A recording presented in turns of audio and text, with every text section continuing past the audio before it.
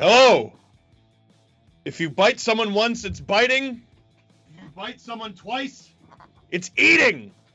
This is a Brady Tkachuk inspired shirt. Technically Brendan Lemieux, because he's the one who bit Brady Tkachuk.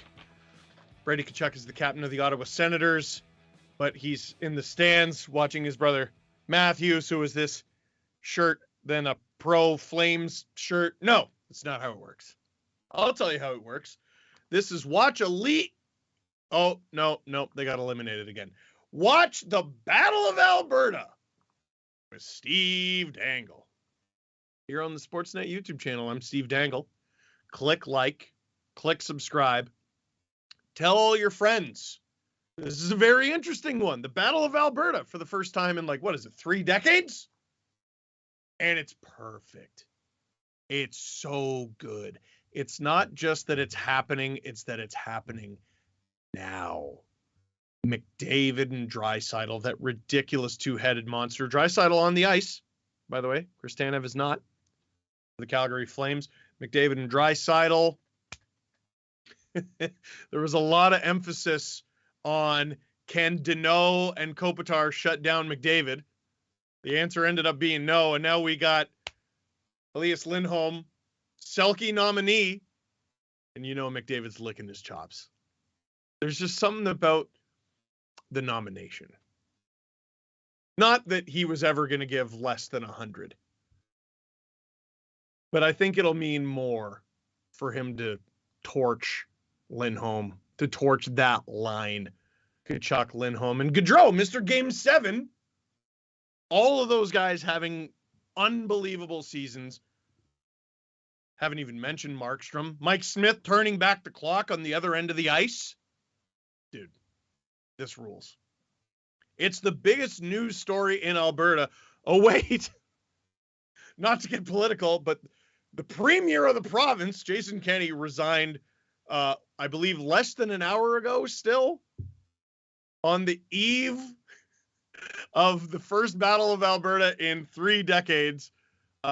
Scott Wheeler from The Athletic. Where's the tweet? It was a great tweet. Has there ever been a greater news dump in the history of news dumps? Game 1, Battle of Alberta, 30 minutes to puck drop. Probably the most preoccupied the people of the province have been in almost 3 years. And I'm stepping down as premier.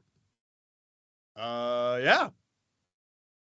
And we're all gonna listen nakedly. We all know, yeah, it's a news dump. You're trying to get in under. And even though we all know exactly what it is, we're going to fall for it because the Flames and Oilers are going to do something ridiculous tonight. I can't wait to see what it is. What is that ridiculousness? We got lots of questions, by the way, in the chat. But before we get to your questions, how about you put something on your body? Something like what I'm wearing. You go to shopsportsnet.store because we got merch, ladies and gentlemen. Merch. Got my merch. 32 Thoughts now has merch on there. And we got 15% off of that merch today if you go to shopsportsnet.store and use the code Dangle BOA. Yeah. Dangle BOA. That's Dangle Battle of Alberta, or just BOA, Dangle BOA, to get 15% off the merch store today. Shopsportsnet.store. Look at that graphic. Look how professional. Let's get to some of your questions before we get to puck drop, which I believe is in 10 minutes. That's what I've been told, but when it comes to puck drop, they tend to be dirty liars. Joe, who's winning this series and in how many games? Joe, nice try. First of all, you have an admitted Leaf fan who's broadcasting the Battle of Alberta. I am the one thing uniting these two fan bases right now. I cheer for the Flames. I cheer for the Oilers. We don't get along, and we're not going to get along for the next 4 to 7 games. But we can be united in hating this piece of crap from Toronto. And I'll have you know I'm from just outside of Toronto, and then it got amalgamated into Toronto. But now I live outside of Toronto, like most people born in Toronto. All right? I'll try not to mention Toronto as much. You want me to say who I think is going to win this series and in how many games. And I just feel like that's unwinnable. I just don't. Okay. I do not care who wins. I don't care if it's Calgary. I don't care if it's Edmonton. Here's what it is, and I don't think I'm being unfair. Calgary had 111 points in the regular season. Edmonton had 104. Based on the regular season, Edmonton finishing second in the Pacific, Calgary finishing first. Calgary should be the favorite. They both required 7 games to defeat their opponent. Calgary's goal differential in the regular season was plus 85. Edmonton's not bad, plus 38, but it's not 85. Calgary probably has the offensive advantage. They probably have the defensive advantage. They probably have the goalie advantage. But it's like we have a Hulk. The Oilers have McDavid. And also, I will point this out, the points that the Oilers got in the standings with 104, the goal differential, it's not a true representation of what this team is, because something that the Edmonton Oilers did this season that the Calgary Flames did not was fire their coach. And I think we can agree that the Edmonton Oilers are a different team since Jay Woodcroft took over behind that bench. Evander Kane was a very unorthodox, I'm not going to say off the board. Everyone knows Evander Kane is good. I don't think the knock on him was ever that he can't score goals or play in the National Hockey League. But how many players have their contract? How many former 30-goal scorers have their contract terminated mid-season and then become available? So that's huge. Mike Smith playing the best he has probably all season. Evander Kane joining the fold. Jay Woodcroft behind the bench. Those are 3 enormous changes. And if you have all those things from the beginning of the season, you know, goalies have up and down. So maybe you take Mike Smith out of that. But if you have Jay Woodcroft behind the bench for the entire season, do the Oilers finish with more than 104 points? Do they potentially finish higher in the standings than the Calgary Flames? How many points on top of that 104 do you give the Oilers? Do you potentially take some of the 111 away from the Flames because the Oilers were able to get the best of them? I guess we'll find out tonight. Do you see how many words I use to avoid answering your question there, Joe? Master Potato, who will be the star of this series? So the answer is McDavid. And this just shows you how great he is. And every year, McDavid is the reason that every year we have to have the conversation that the Hart Trophy is not the best player award. It is the most valuable player award. And we get into arguments about the wording and should it be that way and everything. But the best player in the league is Connor McDavid. Full stop. That's it. So who's going to be the star of the series? The answer is Connor McDavid, and then everyone else is competing for second. Is it going to be Draisaitl? It's going to be difficult. Sounds like he's playing hurt. Kane had a pretty good series against the Kings. Matthew Tkachuk, he's got more to give. He's got more to give than he showed in the first round. He got weirdly preoccupied with John Klingberg. That's got to stop. Listen, you be a rat, be an agitator. But you got to be on the ice. You can't be in the box because you get a fighting major every game. Lindholm has got to prove why he's a Selke candidate. Gaudreau, the Flames, while outplaying the Dallas Stars, basically games 1 through 7, struggled to score. They need to have an easier time against Mike Smith than they did against Jake Ottinger, which I know some of you right now are rolling your eyes and you're like, that's ridiculous. I think you've forgotten what sport this is. This is easily the most ridiculous sport. You know, one game winner take all. Who would you rather have, Mike Smith or Jake Ottinger? Well, based on the numbers, you probably prefer Ottinger, but this is hockey, baby. Momentum, a groove, whatever you want to call it. Sometimes goalies in their 40s play the best hockey that they've ever played, or the best hockey that they've played in a decade. And that's what Mike Smith is doing right now. Hinky, is Tampa Bay going to smoke Florida? So I think healthy Tampa is going to beat Florida. I don't know about smoke them, but with Tampa, it's extremely difficult to handicap because Kucherov and Point, like those are significant injuries. Every team has guys who are playing hurt in the playoffs right now. So there's too hurt to play and there's playing hurt, which are two very different things. But if you have someone who's meant to be a star player and they're giving you 60% of what they're capable of, kind of changes who you think is going to win and who isn't. But Tampa still looked pretty dominant in that first game against Florida. Newfie guy, Steve, this is past your bedtime, no? Hey, Newfie guy, this is past your bedtime, no? You're a time zone and a half over from me. Is it a time zone and a half or two? It's a time zone and a half. Because you got to have your own half hour for some reason. Let everyone know, no. We're special. This is not past my bedtime. But I think I'm going to be very sleepy.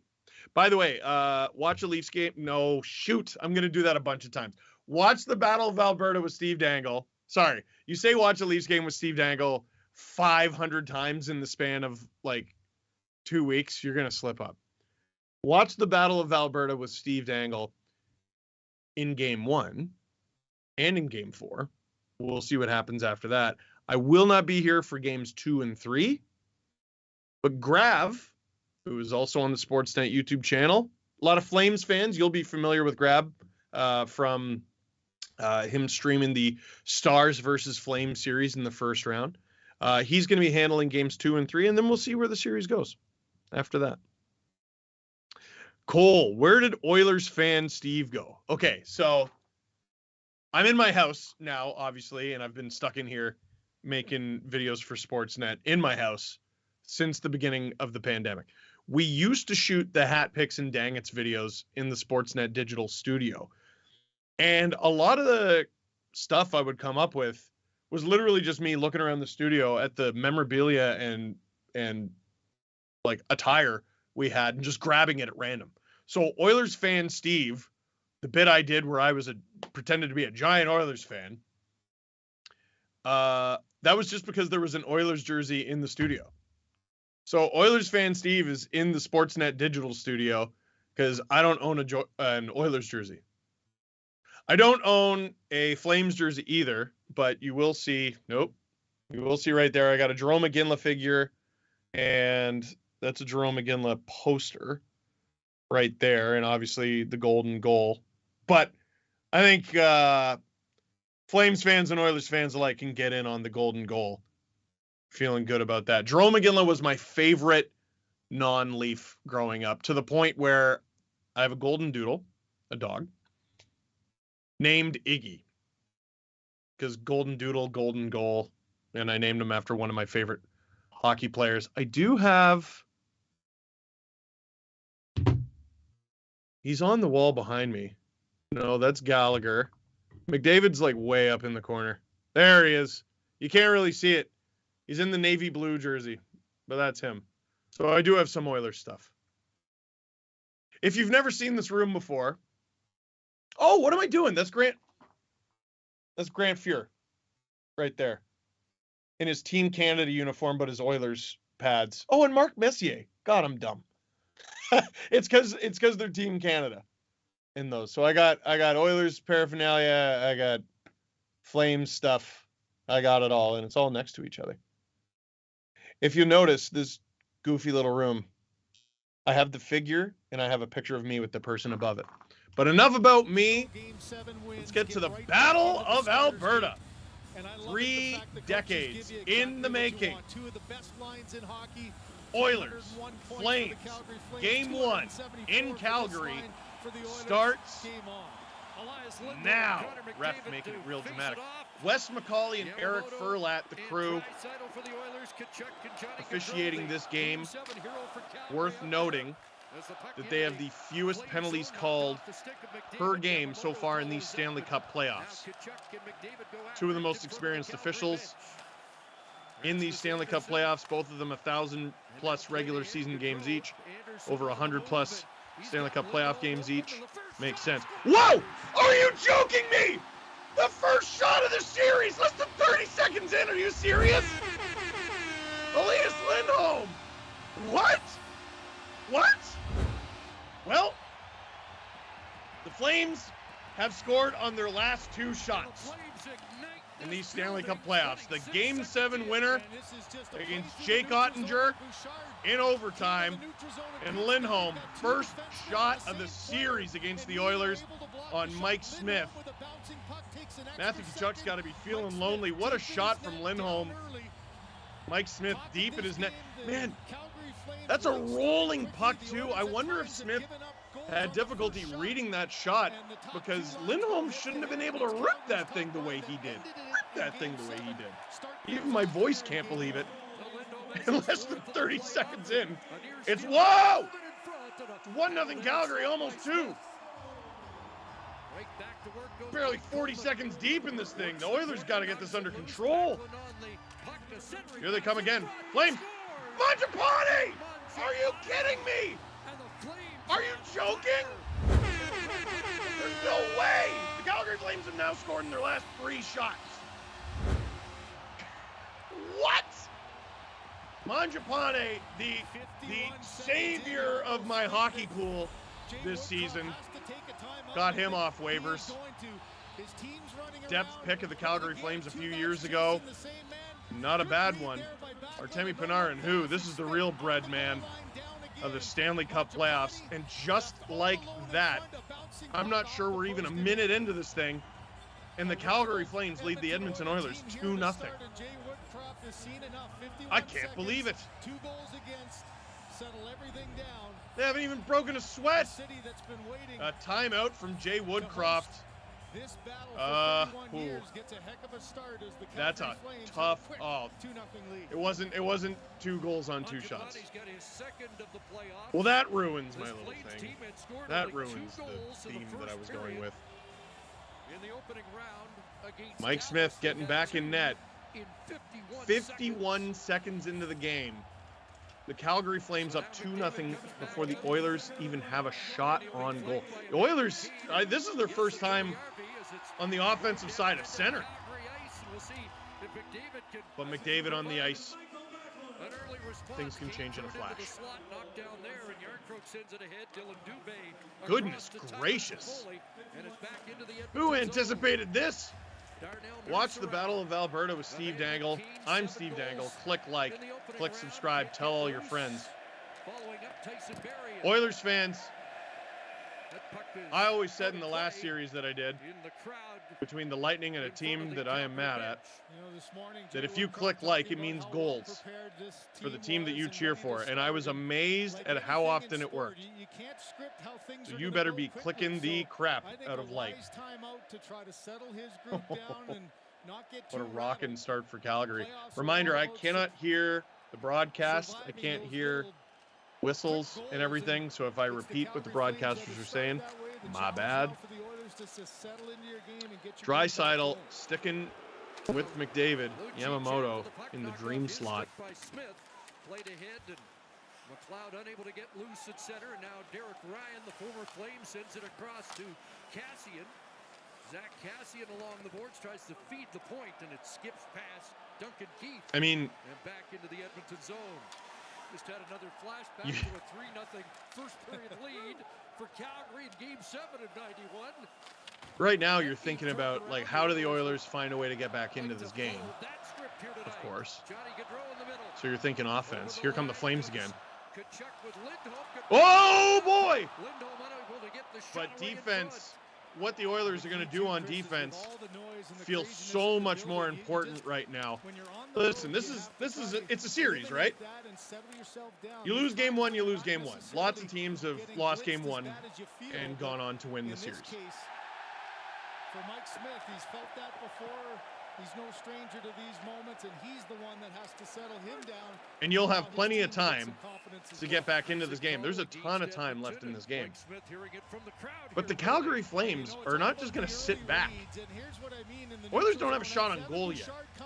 Flames are dominating them right now.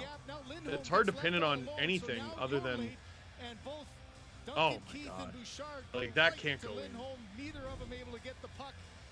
And there's your game's all-important first goal. Out-of-town scoreboard after not being able to tie it until the dying moments of the game. Carolina won in overtime over the New York Rangers. Ian Cole with the overtime winner for the Carolina Hurricanes. Thank you, producer Drew, for the out-of-town scoreboard. It'll be interesting to watch. Carolina won that game in overtime with as many goals as the Flames currently have. And here they come again. Oilers turn it up the other way, but it looks like they'll be heading to the penalty kill. It's the red sweaters that are moving their feet and creating the chances. On both goals, they won. Tyson Barrie going to the box. We got an interview with Tyson Barrie and Colby Armstrong that we'll show you in the second intermission. Yep, he gets into the hands of Mangiapane. If you're ever looking for an important penalty kill on the road for the Edmonton Oilers, affects possession. He goes to the box, and the Flames have a chance to take a 3-0 lead here on the power play. 2 for 24 in the first round. Oilers with a really good penalty kill, though. Oh! Pass and the shot knocked down in front, and a clear here for the Oilers. A shorthanded goal would be, what was that, Jake? A shorthanded goal would be pretty handy right now. Here's Gaudreau working it across, and the Lindholm pass failed to click. Zach Hyman out for Edmonton in a penalty-killing role. And Duncan Here come the Oilers. With him. Here's Hyman on the backhand. Oh!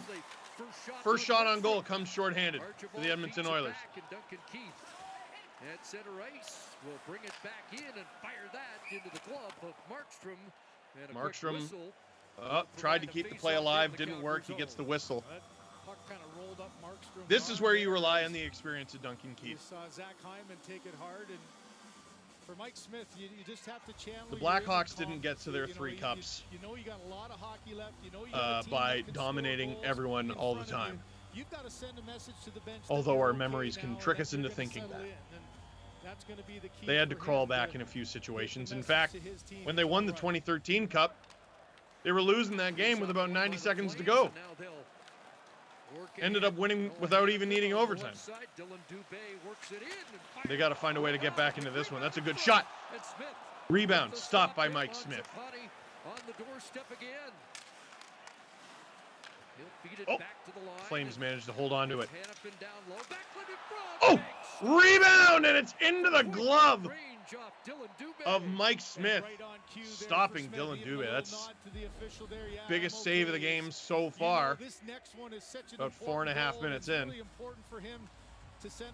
Smith handling that one with a little bit of difficulty. That's probably doesn't want to give up that rebound the way he did, but that is a huge stop there on Dylan Dubé. Flames win the faceoff off the scramble. Hanifin. Backlund! Oh, Mangiapane's looked amazing in this game so far. 40 seconds to go in this penalty kill. Shots 8-2 for the Calgary Flames. Score 2-0. Under a half minute remaining in this. Flames get it deep. Mike Smith. I usually say if you're a goaltender, 10 the goal. That might have saved one right there, but the Flames hold the zone. Working it around. The Oilers real tight. Flames didn't have a lot going on in front. Under 10 seconds to go in this penalty kill for the Edmonton Oilers. And in terms of getting back in this game,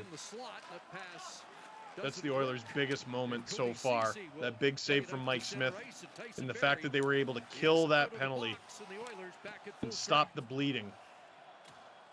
So 4 shots and a couple of It was a good survival penalty kill, but now they got to do a little bit of thriving here. Deflected back in. Smith off his stick. Mike Smith, real active. Gaudreau moves up. The Flames hold on to it again. Connor McDavid Johnny Gaudreau working it back to the point, but it's not going to work. He'll flip it ahead. Keane trying to skate onto that. Woo. Branson gets back for Calgary. And the Flames just so strong.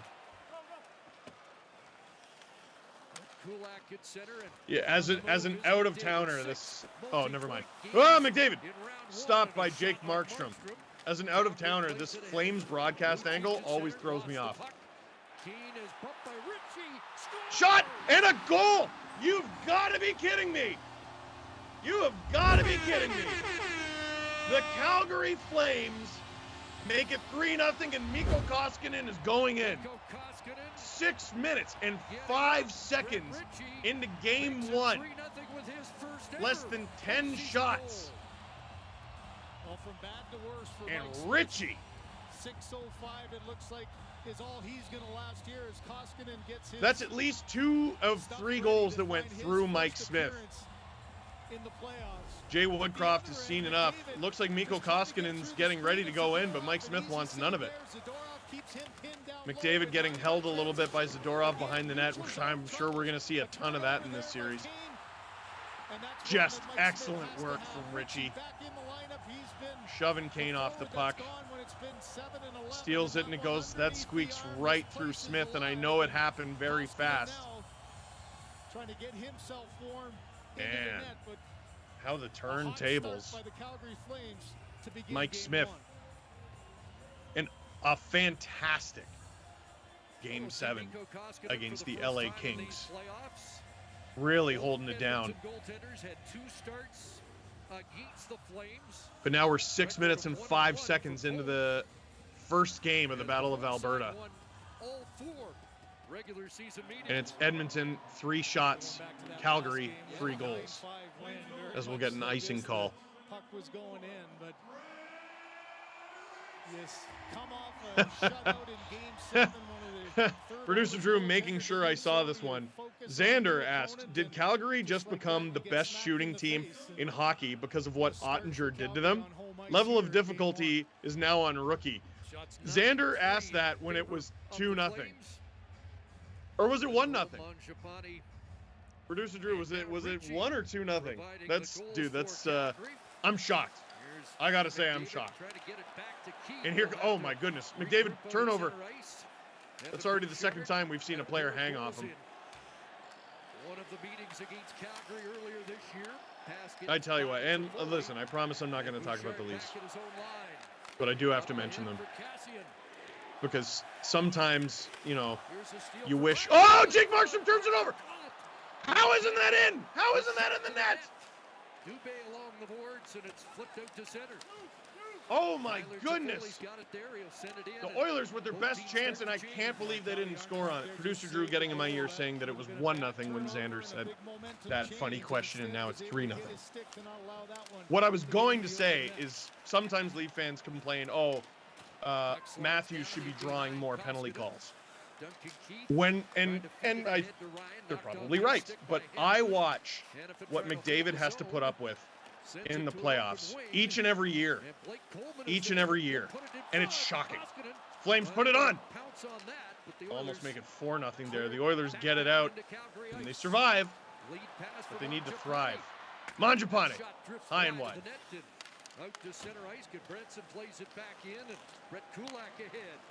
Tyson Berry's on the move. Wide on Zadorov. Berry, whoa! Rebound, big rebound. And a big hit there along the boards in front. Big rebound, McDavid scores! And Edmonton gets. There he is. There he is. No game is ever and there's your answer, truly over. Goaltending change. Try to. You've got Connor McDavid on your team. The Oilers need to crawl back from 3 goals down, and there's 1. Rebound, Flames not quite able to handle it. McDavid, patience. Watch out, how many moves? 1, 2, 3, 4. Oh my goodness. 4 or 5 moves before just tucking it 5-hole on Markstrom. McDavid with his 15th point of the playoffs. changes this game. And the most important player in this series. And a 2-goal deficit for the Edmonton Oilers. McDavid now with goals Shows in up 4 rather consecutive quickly. games. That's his 5th goal of the Stanley Cup playoffs. So now I think you understand what I mean by surviving and thriving. It just changes the entire outlook for you when you're the team that's getting blitzed. It Oilers settles everybody down. You know that you've have been scored doing three more goals sinking in than many swimming, I times, should and say. you've got so much of this hockey game left Some in shifts where they just avoid not getting scored on, which based on the way the beginning of this game went, has been a victory. That's surviving. McDavid with that goal, that's thriving. McDavid on that left flank, and Goudreau steps into him. And for as rocking as this building has been, watch how quiet it gets if Edmonton scores here in quick order. Or watch how loud it gets if Calgary goes up 4-1. Here's Johnny Gaudreau working it around. Look at him dancing. Anderson, Gaudreau. Oh, there's a rebound. The puck is loose. Gaudreau. Oh, I thought he got that. What? Whoa, it's still loose. I definitely. So there it comes into play, me not being able to hear the broadcast of the game. I thought that play was dead. I want to get a replay of what happened there. Koskinen, he's doing all this basically ice cold, by the way, coming into this game in relief of Mike Smith. Puck trip, oh! Trickles behind him, but it dies in the blue paint. Watch the Battle of Alberta with Steve Dangle. We'll be right back.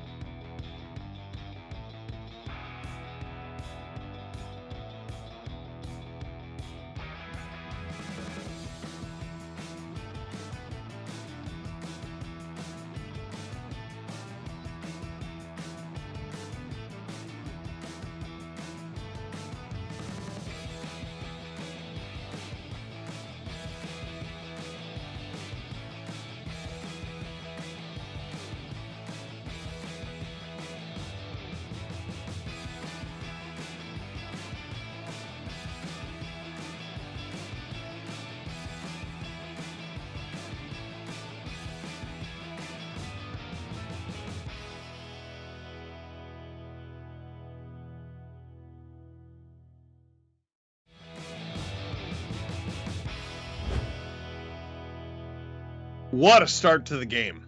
Watch the Battle of Alberta with Steve Dangle. I'm Steve Dangle. Click like, click subscribe. Tell all your friends. For those of you just tuning in, where do I even begin? Lindholm puts the Flames up 1-0, less than 30 seconds into the game. Pew! Takes a shot. Goes right through Mike Smith's glove into the net. Who had the second one? That happened so fast. Mangiapane puts the Flames up. 2-0. Jay Woodcroft. Whoa! I'm not even able to summarize the game. So much action happening. Jay Woodcroft has to take a timeout. So it's a minute in. It's 2-0 Flames. And Jay Woodcroft and the Oilers had to take a timeout. Richie makes it 3-0. Mike Smith gets pulled. Flames have 13 shots already. They're on pace to have like nearly 30 shots in the first period. But McDavid scores a dazzling goal, as he always does. And the Oilers have life. And here comes McDavid again.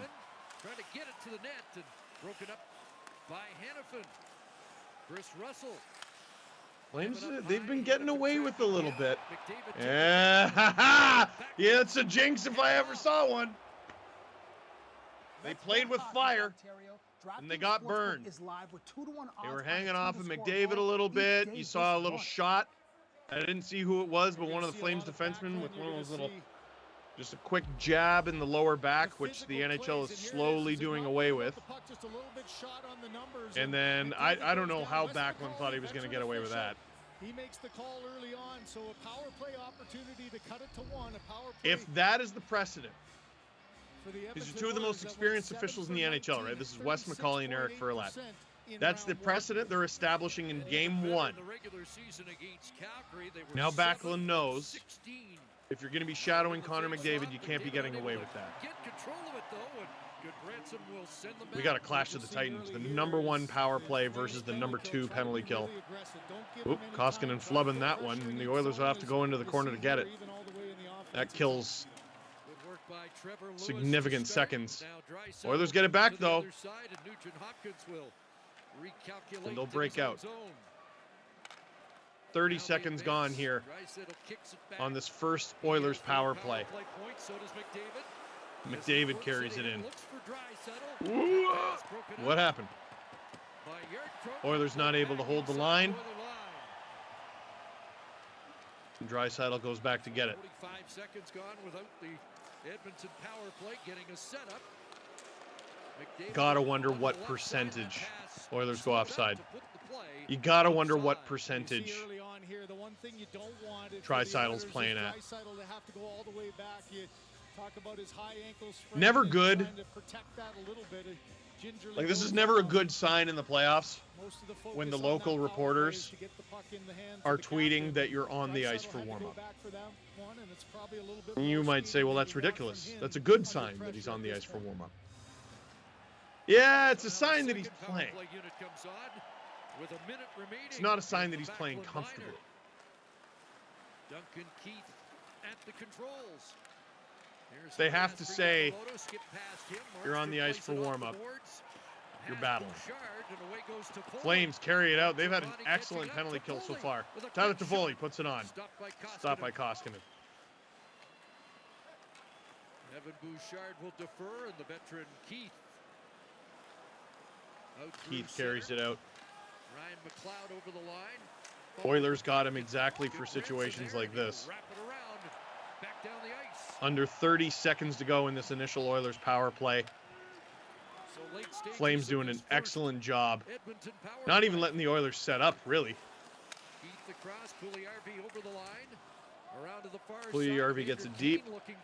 10 seconds to go in this penalty kill for the Calgary Flames. Almost a harrowing moment there, but 3, 2, 1. They clear it down. And 12 minutes gone in this game, it remains 3-1 Calgary in Calgary. Now sent ahead for Ryan. Oh, my goodness. Calgary's laid a few pretty mean-looking hits already in this Battle of Alberta. Here's a question for the chat. When does the first fight happen, and who's it going to be? What, you think we're going to go a full Battle of Alberta without one fight? Download the app today. Come on. Come on. It could be this guy. That matter to you, tune into Canada's best national newscast, the National Not exactly a popular figure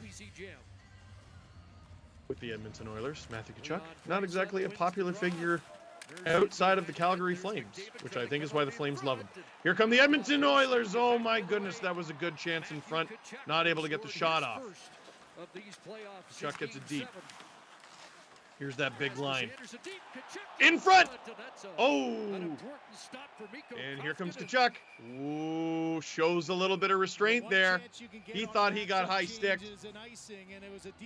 I'd be interested to see the replay of that one. Zach Hyman saying, get out of Connor's face. He's got to go up against the captain, and McDavid just tried to find some open ice off the one draw, but watch Stone just mirroring him across. We'll get another look at that McDavid chance in front. He's unable to, but he gets some help. Again, man, he's got guys hanging off him every shift. That's a great chance from Tkachuk. Can't sneak it under the blocker. And the head snap back. I don't know. Watch a Leafs. I did it again. Watch the Battle of Alberta. It's okay. I did this to Habs fans last year, too. Watch the Battle of Alberta with Steve Dangle. I'm Steve Dangle. Sometimes I get the name of my own show wrong. Click like, click subscribe, tell all your friends. Cole in the chat says, can you see Johnny Hockey leaving the Flames for Edmonton in the off season?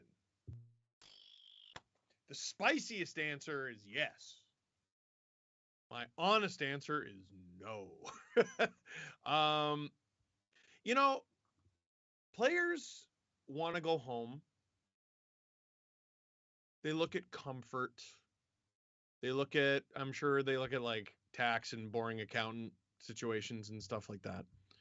I've seen rumors with Johnny Gaudreau and American teams in the Northeast, Buffalo, New Jersey, Philadelphia. None of those teams are good. Philadelphia is a team that is going to have a lot of money this offseason. They seem to be, I've seen people saying Kadri going there, Nazem Kadri with the Colorado Avalanche. Sorry, producer Drew. I've seen Johnny Hockey. The Calgary Flames, why, unless you're really unhappy, would you leave this team right now? That doesn't make much sense to me. This is a team that is good, potentially the best. I mean, they're one of the 8 teams remaining, aren't they? Good and potentially the best. Why would you leave that team right now? Might change his mind if the Oilers beat him. Wearing the winning team Can't beat him, join him. So, Chris, just when we thought the stakes in this series could not get any higher. They've upped the ante. Lan Lucic out there for a face-off. Wagers going across the province when you have the division of Oilers and Lucic versus Ryan. all throughout. Ryan wins because why is Lucic taking a face-off?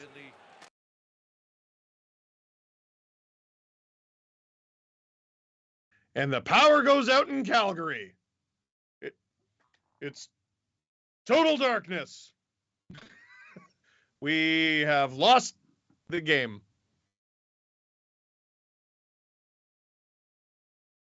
Oh, okay, we have some sort of tech issue, obviously, so we're working on it right now. Sorry, usually it's my feed going down, not the game. Well, right now it is 3-1 for the Calgary Flames over the Edmonton Oilers. We're obviously dealing with some technical issues right now. And this is the part where I tap dance, but I don't know how to tap dance. My cousin does. She's she's award winning. She's been in plays and stuff. Anyway, I'll answer some of your questions while we wait to get this feedback. YEG Mayhem. How much stuff have you broken in anger after your team's loss? I'm not that. I'm not that. I'm not yell and smash stuff guy. I'm scream guy. Into a camera, though, so it's okay. It's normal and okay if you do it on camera.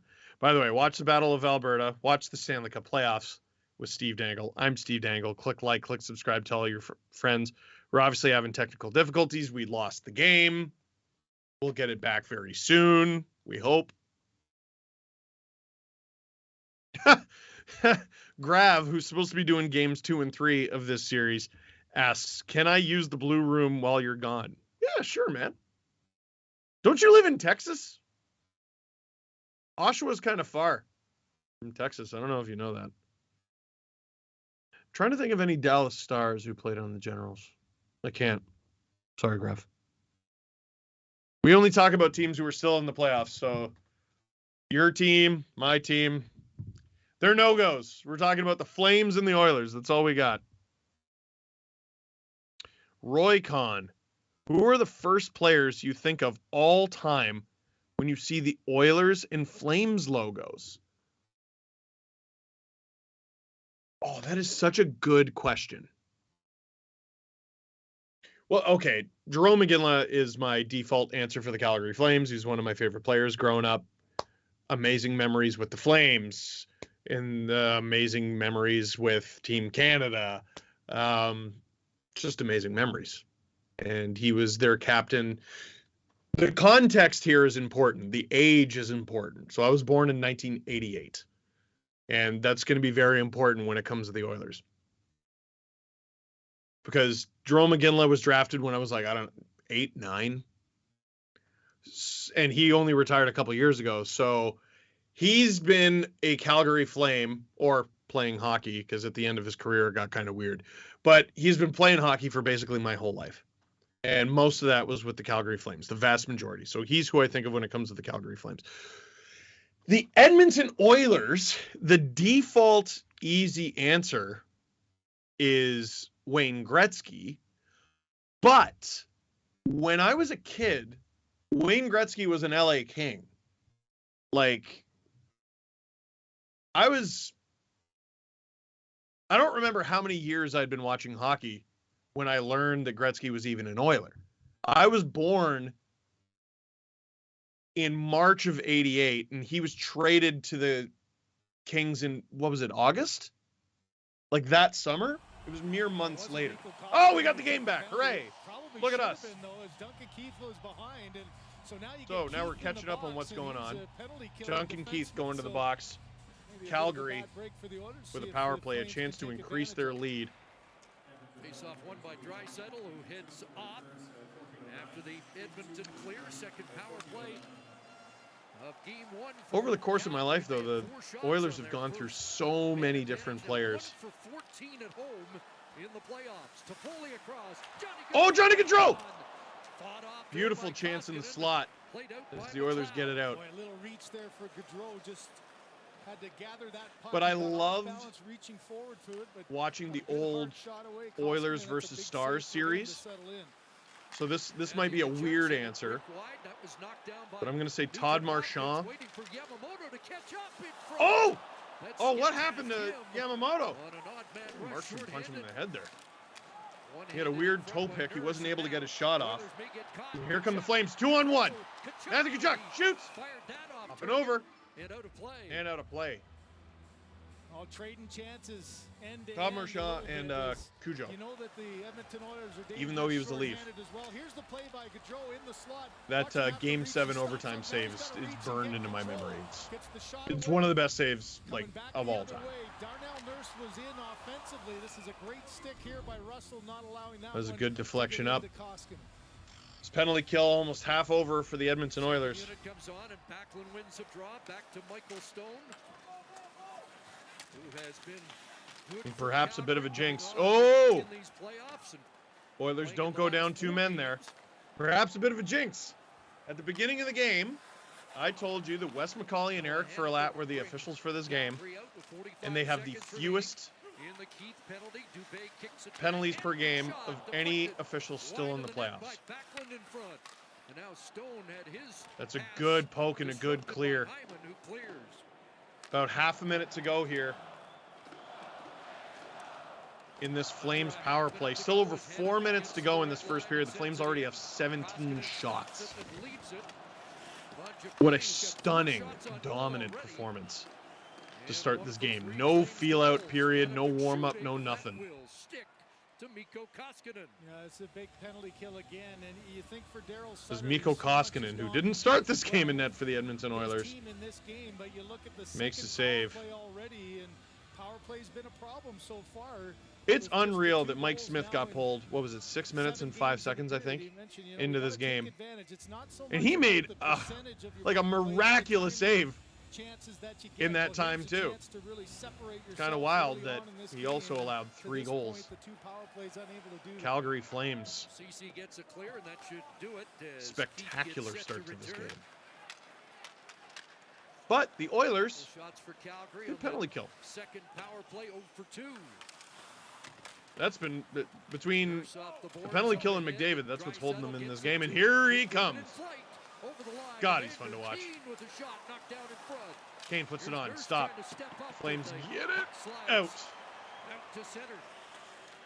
Oilers try to catch the Flames on a line change. That was pretty sloppy. But the Oilers scampering back as well. Whoa! Body flying across the screen there. All I saw was a blue, white, and orange blur. Trying to get a hit to the forecheck against Tyson Barrie.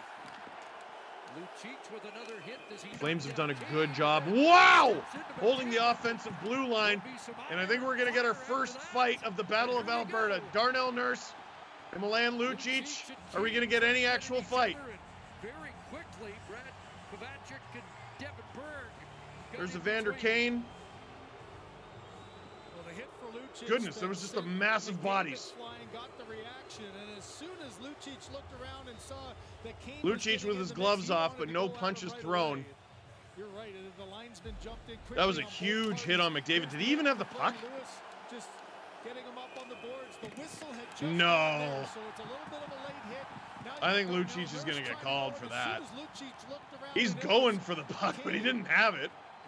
Linesmen get in, don't allow either guy to get free and get going. You know, so often you get a lopsided game early on. This is exactly what can happen. Boy. Both teams trying to continue with a spark. Lucic saying, I took a punch, I didn't get the fight. You punched me! Oh, Lucic didn't like that. And here, all I see in the box is Lucic at this point. Is Kane getting a call too? To me, like he's going to get the extra. I'm fascinated to see how this goes. Kane, look at Daryl Sutter's face, tells a lot Says there. Oilers power play on the broadcast right now. I got to That me imagine is the late hit after the whistle on McDavid. Lucic getting at least two. But after all that, nothing else came of it. Was the call interference on Lucic, or are they still figuring it out? As it comes back to Tyson Barrie. Doesn't matter. Behind the net this They're time. still figuring it out, but There's McDavid trying to put it whatever. back to the point. Oilers power play, and they hold the line. Nugent Hopkins watched by Lindholm. Gets tied up by Lindholm. And the puck is cleared I don't know.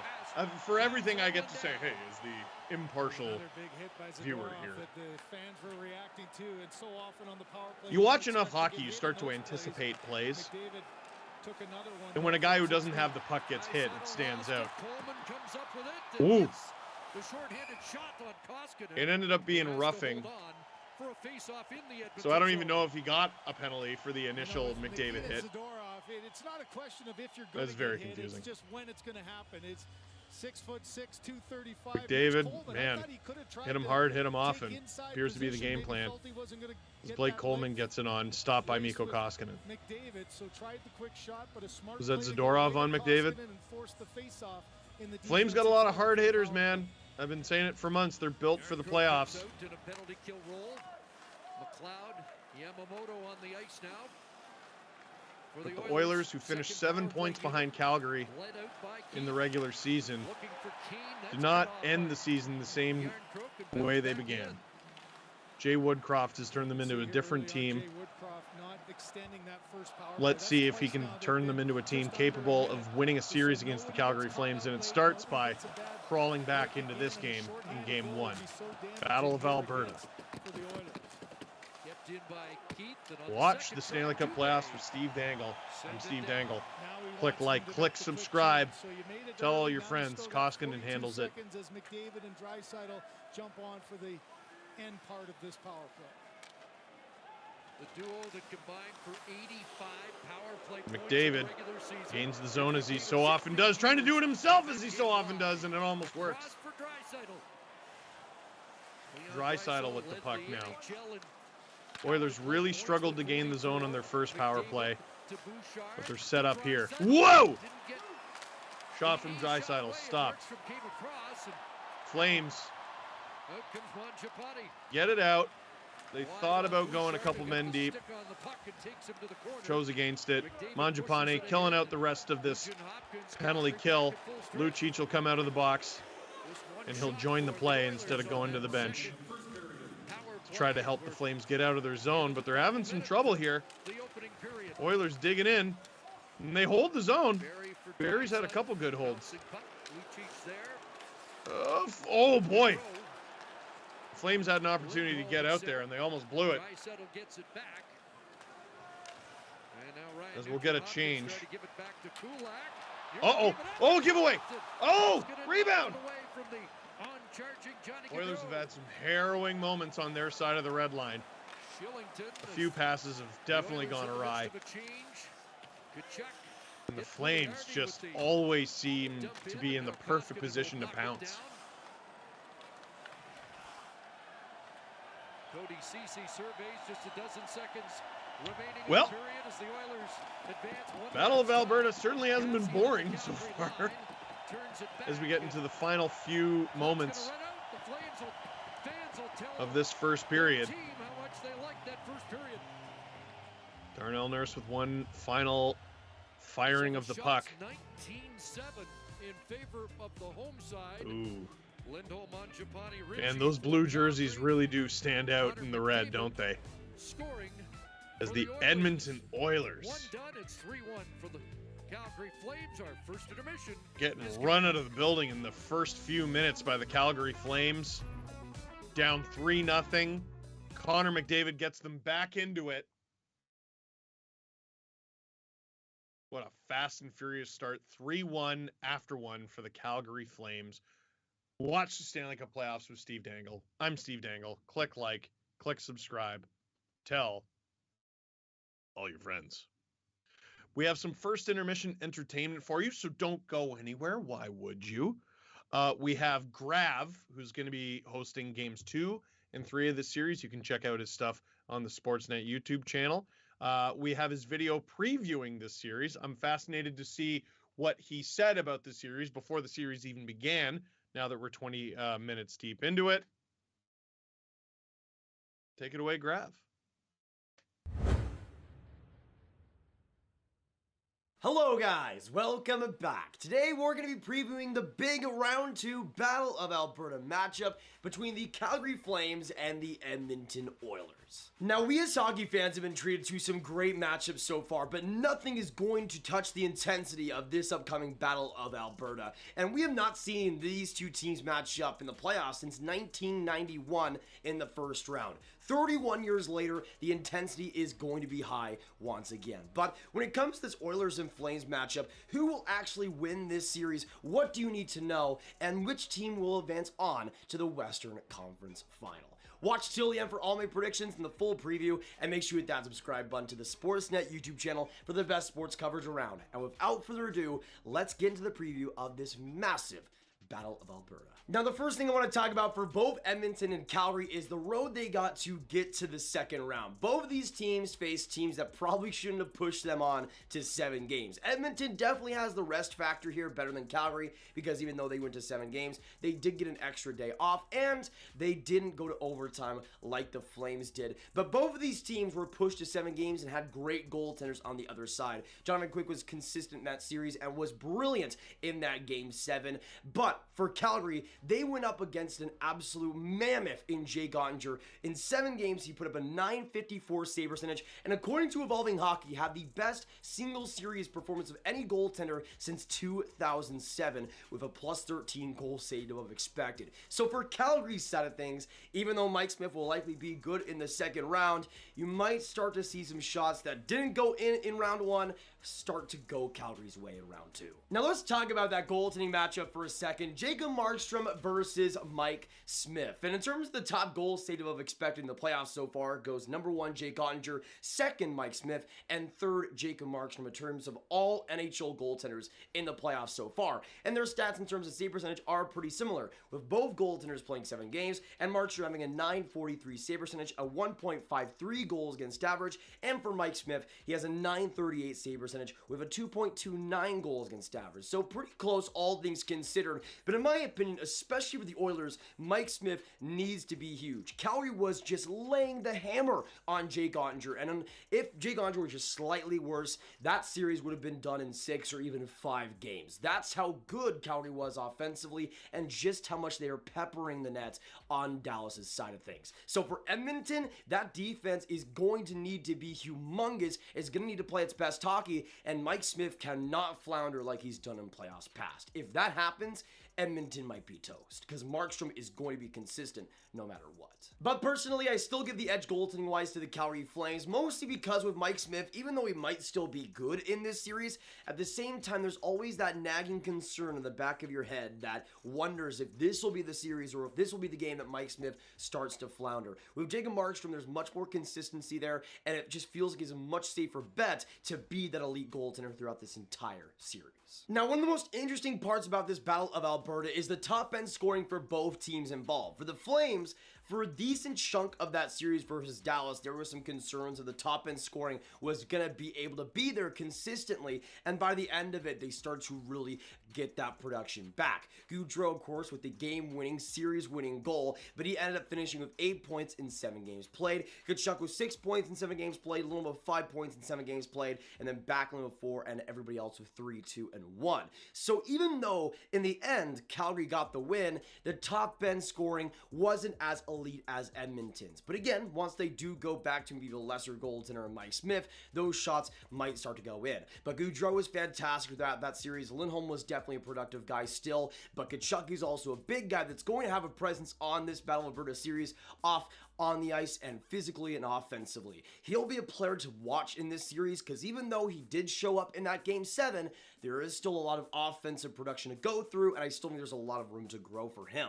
As for the Edmonton Oilers, of course, the top end guy is Connor McDavid, who in 7 games had 4 goals, 10 assists, 14 points, putting the team on his back, but especially in those last couple of games, playing some of the best hockey of his entire life. And for Jacob Markstrom and that Flames defense, the fact that McDavid is playing this good is a huge warning sign. But outside of him, you also have Kane with 7 goals, 9 points in 7 games played. Draisaitl with 9 points in 7 games played. Ceci with 6 points in 7 games played. And the list goes down. Edmonton's stars were producing, and I also see that continuing in this series. But also another part of this Flames and Oilers matchup that I am really interested to see is the bottom sixes for both teams. Because for Edmonton, that lack of depth has been a big problem over these past couple of years. And even though it has gotten better, especially in these years' playoffs, for Calgary, I see the depth, especially on the forward side of things, as maybe their biggest strength, especially as we head into the playoffs. Throughout that series versus Dallas, even at points, if that top 6 wasn't getting it done, the bottom 6 was still creating chances, still making life hectic for Jake Gaudreau and that Stars defense, and also playing great defense on the other side. If they get Tyler Toffoli going, if they get Mangiapane going truly, that just creates even more depth for the Flames, and you also have that top 6 who's starting to gel and starting to get a lot more chemistry together, especially over the past couple of games versus Dallas. So, if Calgary is able to unlock that top 6 and even get some more luck on that bottom 6, to me the depth heavily favors the Flames, and it might be one of the biggest reasons why Calgary gets out of the series. And another interesting part of the forward group, especially for the Oilers, is Leon Draisaitl, who suffered an injury in that LA Kings series, would later play in Game 7 and still play well, but if Draisaitl plays like he's injured even just a little bit in this Calgary series, that is a huge blow, and at that point, there just might not be enough on Edmonton's side forward-wise to get past Jacob Markstrom consistently and be able to win the series in the end. If Draisaitl is out for a little bit or even plays like he's injured, that could be it for Edmonton. Now, the Flames also have their pretty big loss in Chris Tanev, who was injured in Game 6, did not play in Game 7, and we still don't have a timetable for him, which, even though I still think the Flames' defense is good without him, at the same time, defensively against that McDavid line, there might start to be some big issues, especially without Tanev there. But for Calgary's defense, they have still floated so far, and I think will continue to do so versus Edmonton. You got Stone, Anderson, Zadorov, Shillington, Hanifin, Gudbranson, and especially that bottom pairing of Zadorov and Gudbranson. I would be the first to admit that I never thought something like that would work, but it has, and it's been consistent for the Flames. For the Oilers, they have their top 16 men in CC, Bouchard, Barry, Kulak, Nurse, and Keefe, with Chris Russell as well factoring in a little bit in that LA Kings series. But even though Chris Tanev is gone, I still favor Calgary's defense just slightly with how well that Hanifin pairing is playing and with how solid that bottom pairing has been defensively. I think Calgary, although they won't be able to stop McDavid for too long in that series, he'll definitely rack up the points. I think they can definitely make mincemeat of that bottom 6 and even that second line and make sure that Edmonton's depth scoring isn't there. And I think for Calgary, that's the biggest thing that might happen, where the depth is the biggest difference. And again, when you go into the playoffs, when you have all 4 lines rolling, that's where I think the biggest advantage comes for Calgary. And for goodness sakes, if you compare the third lines for both Calgary and Edmonton, the Flames have the definite advantage. For Edmonton, they got Archibald, McLeod, and Puljujärvi as their third line. And for the Flames, they got Dubé, Yarncroc, and Tyler Toffoli, who were so good in all areas of the ice in that series versus Dallas. I love me some Jesse Puljujärvi, but I prefer Calgary's bottom 6. I prefer what they're going to do come the second round. I think they're going to be more prepared, they're going to be more consistent, and they're going to be faster than Edmonton's bottom 6, which I think is the biggest difference for what Calgary's going to bring. But looking at this series for Edmonton and Calgary, looking at all the small details of the defense, the goaltending, the offense, and everything underneath, there's a lot of different ways this series could go, and Connor McDavid and that Oilers offense can still be fantastic, and there's a chance that they do win this series and Mike Smith is on a top-tier level. But at the same time, I see the consistency of Jacob Markstrom. I see what that defense for the Flames can provide, and I think that depth overall on the forward side of things is just much better built than what Edmonton will provide. McDavid will still probably get a ton of points, maybe 10 points in the series, but I'm not sure if it'll be enough to get Edmonton past Calgary. In the end, for my prediction, I'm going to go Flames in 6 games, and they will move on to the Western Conference Final. I think Edmonton will put up a fantastic fight, and I think that Game 6 could even go to overtime, but I see Calgary getting it done and Markstrom being the MVP of this Battle of Alberta. But that'll be it for today's video. Thank you guys so much for tuning in. If you did enjoy, make sure to hit that like button, subscribe, hit that notification bell, and let me know my prediction. What do you agree and disagree with? Do you think Calgary wins this series, Edmonton wins this series, and in how many games? What are you guys thinking? Let me know in the comments down below. Share this video with your friends. Get the Battle of Alberta preview out there, and I will see you in the next one. Have a fantastic day. Drink some water, and I'll see you in the next one. Goodbye.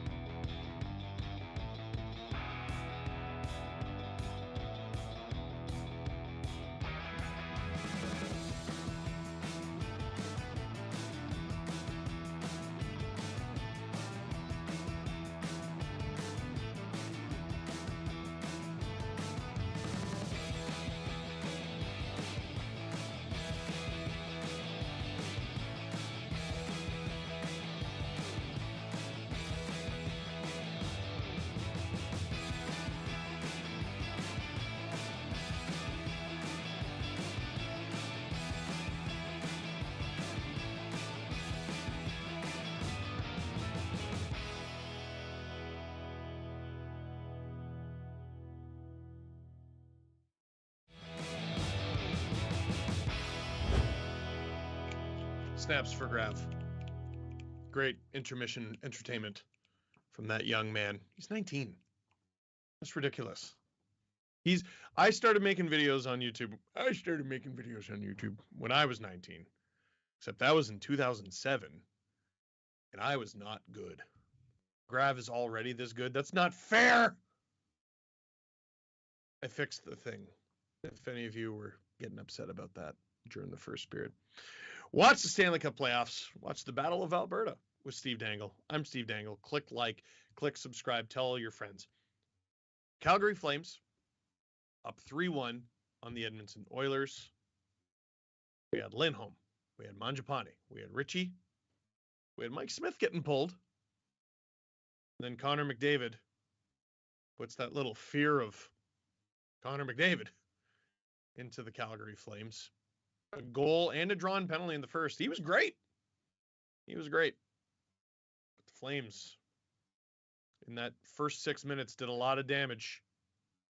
We'll see if the Oilers can get back into this. They've had some big comebacks this season. And it's going to have to come from McDavid and his partner in crime. This question keeps getting asked by a lot of people. I saw Cash asked it.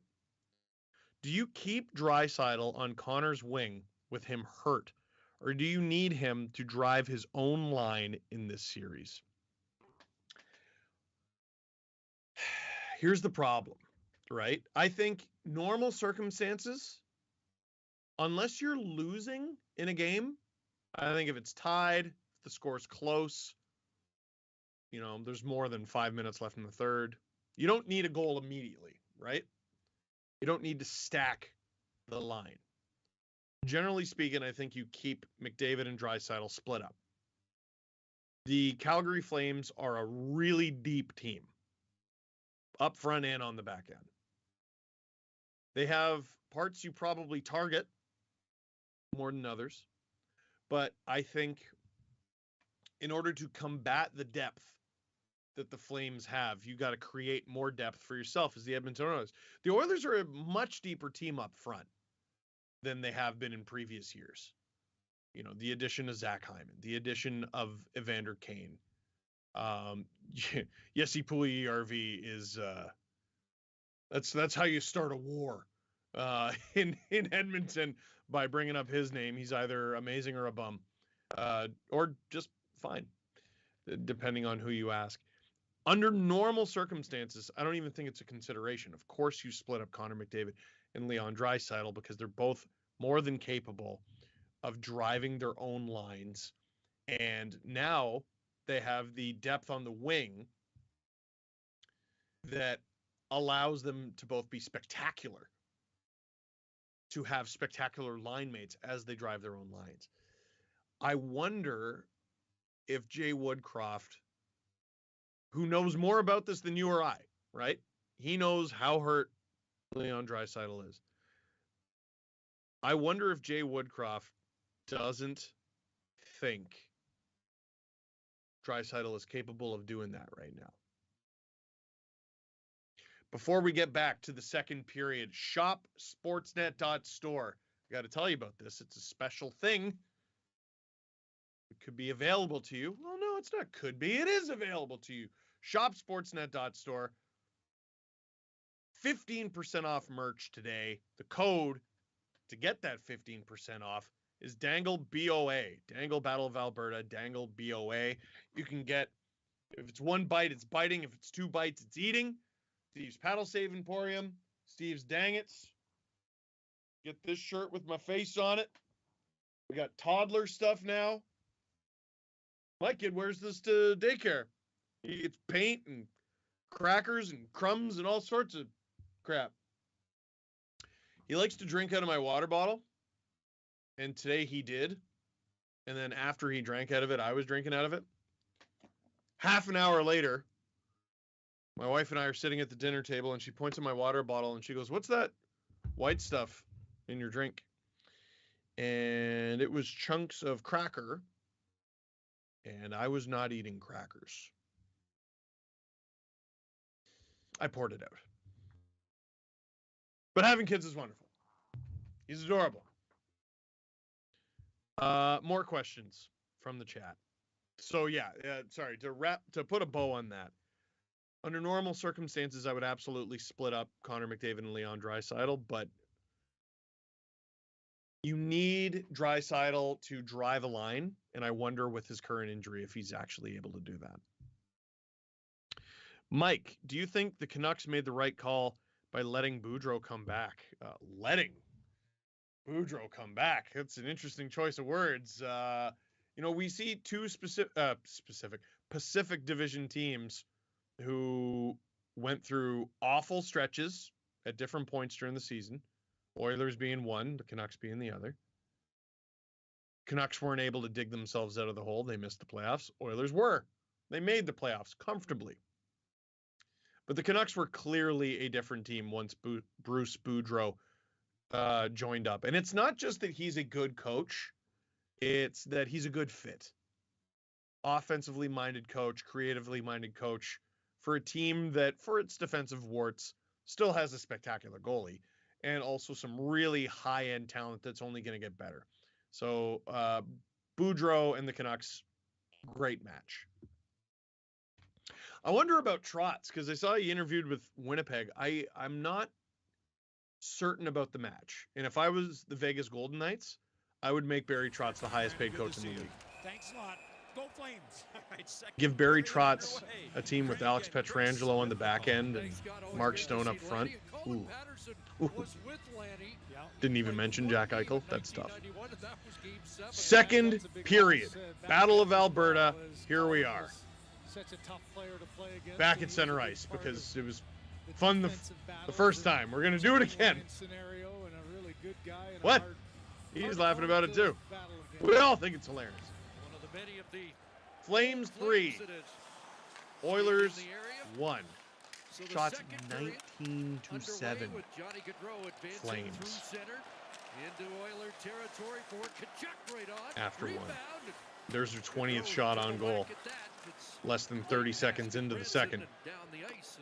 Well, That's an icing call against Edmonton. there's an So what icing did the call, Oilers but do we're in that room to try and regroup after 27 a seconds into the second, and the You Flames just have haven't to scored calm yet, yourself and which realize means that they the are game way isn't behind won their or pace lost from the in first. 51 seconds. As Lanny just Here said, come the you know, Oilers. there's so much more hockey left. You gotta Actually, they look at came game kind of as a close there. 60-minute one, but now you gotta eliminate Watch the mistakes. Battle of Alberta with Bad Steve start Dangle. in this Click game like, doesn't allow click you subscribe, another tell all your freebie friends. on a If you're an mistake. Oilers fan, you gotta Hope click that like. Koskinen can settle Because if you himself click down like, it after means goals for your team. the I'm intermission telling to you get this. his mind dialed We in. were able to prove They're this in the two first shots round away from tying this game up, and with the streams that I that's did gotta during be the a first round. mentality, and on the flip side, What you series know was I Calgary's streaming? looking that next goal Please don't because ask. it's It's so too painful.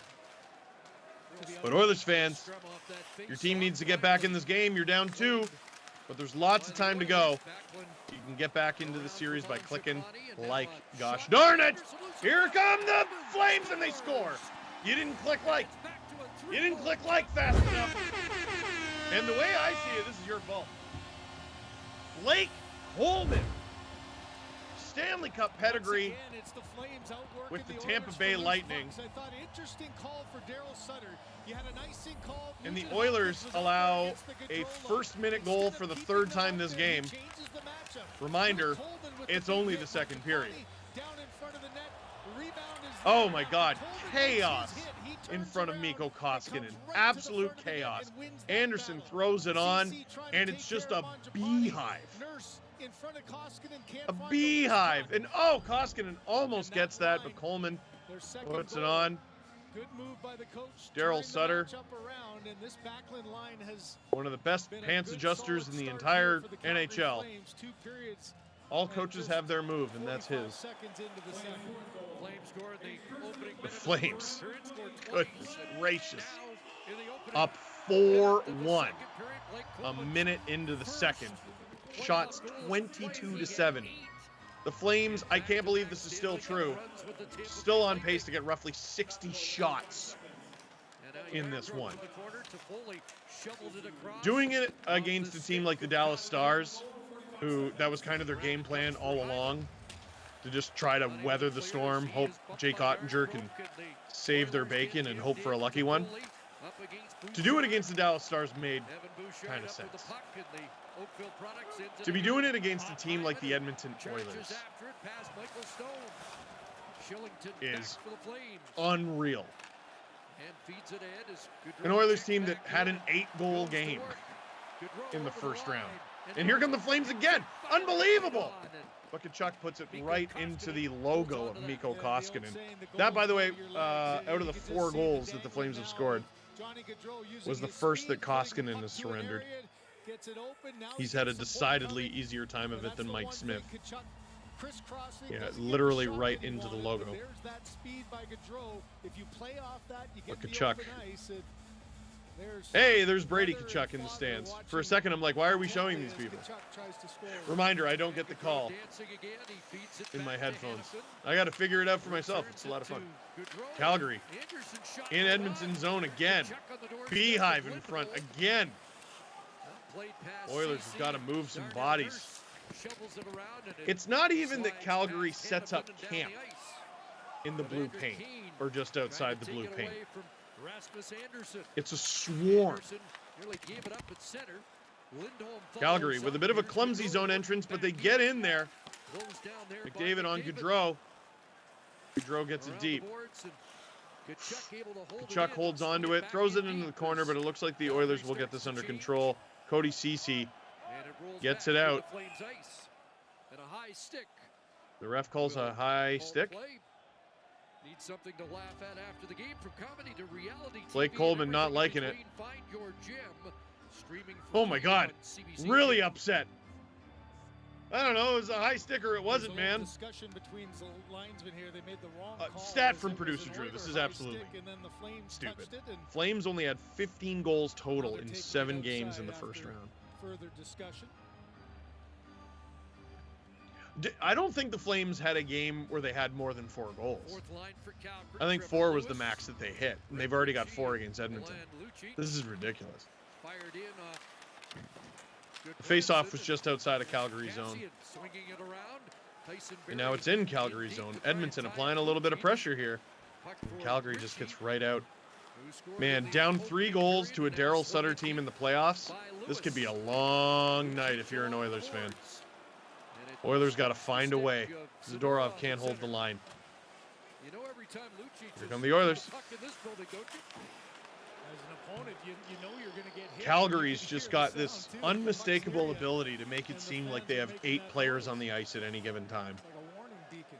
especially when they have the lead. Now Chris Russell. Zach Cassian. Checked by Backlund. before he Backlund, crossed great the line, strip. and Coleman flips it back Flames in. get it deep. Mangiapane Mangiapane in on Barry. Picking it up is Backlund. A bit surprised that wasn't a call. Flame veteran Backlund tries to get throws it on, knocked blocked. down. The ball Flames. across. Oh my goodness, wide open. Oh, if that pass gets across, it's in. Didn't reach the intended 100%. target. But Hyman the knocked down Oilers center. escape.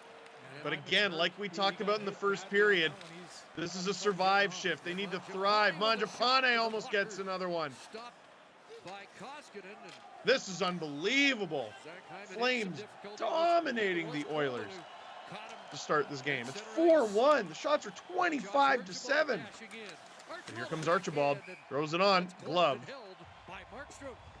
by Markstrom. Well, there's Hyman Zach on the Hyman bench in a little getting discomfort bit on of the Oilers attention bench. here. What It's happened just a there? play, nice Was it that cycle tumble down at center back. ice? Gets the Let's take a puck look. in deep. Coleman with a no-look pass, and Shillington Here's has that fallen chance down. again. Boy, Oh, great stick if there that by pass Barry. gets That across, would've been here's a Hyman at tap in center. now as What he happens stops up. here? Is it knee on knee?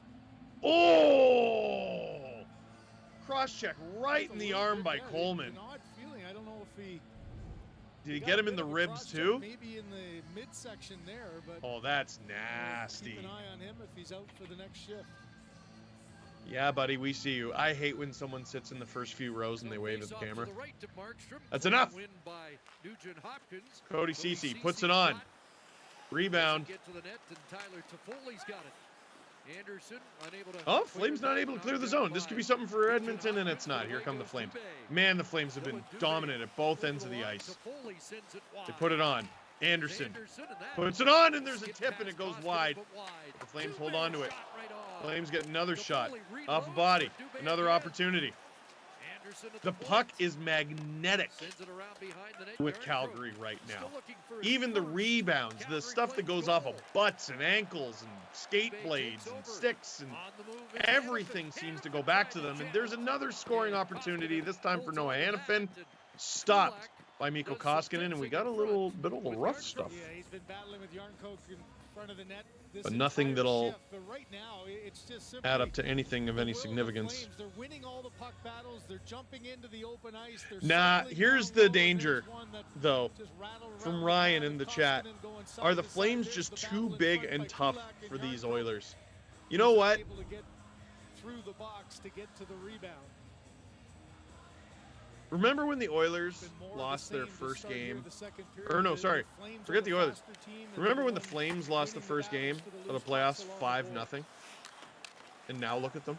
Out comes the Lindholm Oh, wait, that line. wasn't the Lindholm Flames, that was the fires Tampa Bay right Lightning. on. Koskinen, Remember that? Lindholm Game back, 1. sharp angle shot. They lost Johnny 5-0. Gaudreau on the rebound. Well, this line's just so dangerous. They end up It's winning their coming in series 301 points against the on Leafs. year for LOL. this line. Pause Just for an pause for incredible run. applause. They complement each other well. 340 goals. And they scored. won game 1 against Florida. And right now, you don't. And even Florida's really have not to out of hear it because the they lost game 1. Yelling for the puck. They know where each other are. You're not out of it because you lose Here's game where 1. And the take it from this defensive Leafs line fan. needs to change The Flames have a momentum, try to 4-1 puck lead in the opposite playoffs. end. That This does line not mean you win automatically.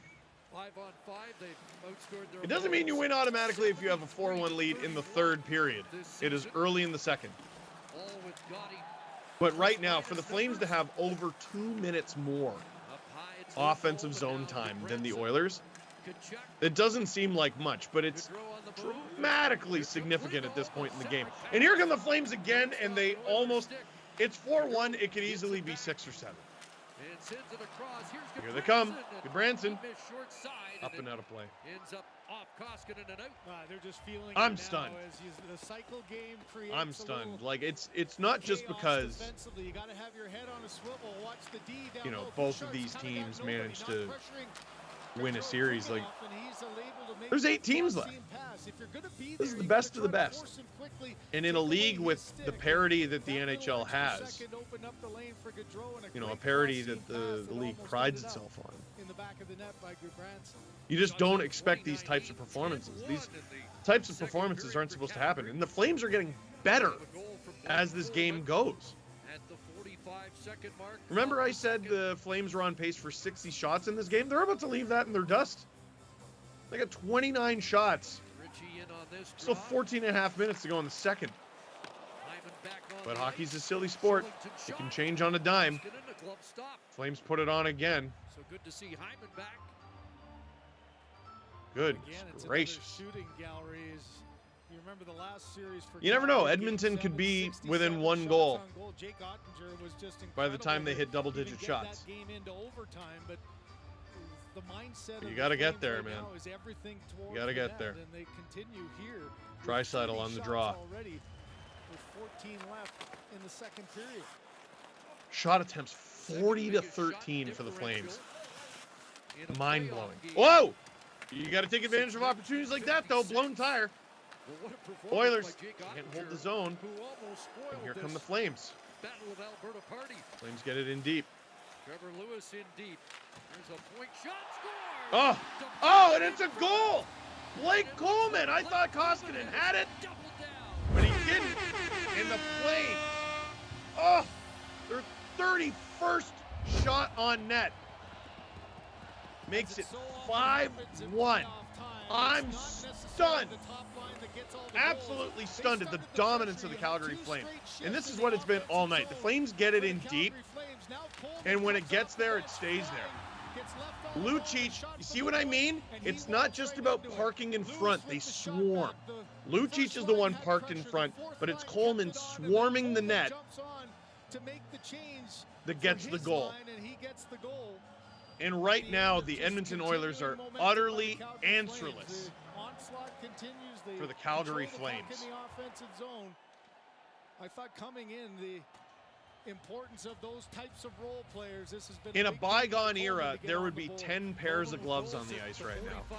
Maybe 12 with the goalies. But Edmonton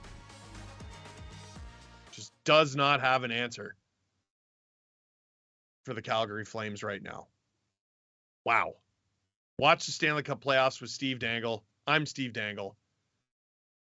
Click like, click subscribe, tell all your friends. Do we have a commercial break right now?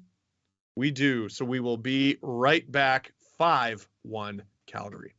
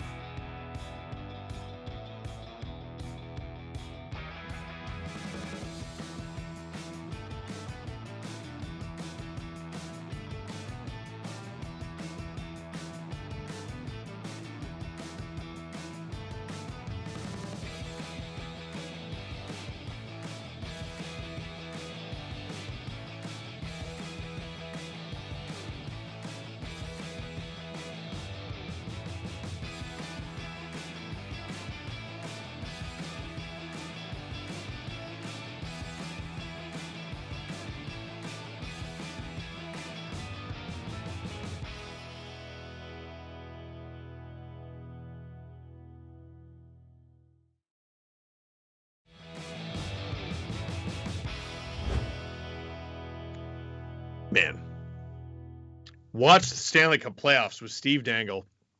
I'm Steve Dangle. Click like, click subscribe, tell all your friends. The Flames are up 5-1, and it's not a lucky 5-1. Like, they're dominating the Oilers right now. Dominating. The shots are 31-8. The shot attempts are even worse. Blake Coleman with 2 goals in this period. It's stunning. It really is stunning to see. And the goals have been coming so fast, so furious, it's been difficult to get to your questions. We go CC as we get a whistle. We go. Said, will we see Mike Smith again? Yeah. Koskinen's been good in relief of Mike Smith, but you rode Mike Smith throughout the King series. Like, I don't know if one bad start against the Oilers should sink that ship. That was the second goal of the playoffs for Coleman? Meaning he had no goals heading into the series? Am I to understand that? Or are they just announcing the first one? This start has been so fast and furious for the Calgary Flames. I can't even keep up. Riding shotgun with those two as it rolls down onto Oh, Oilers begging for an icing call. But it goes straight to Koskinen. Like, what a nightmare.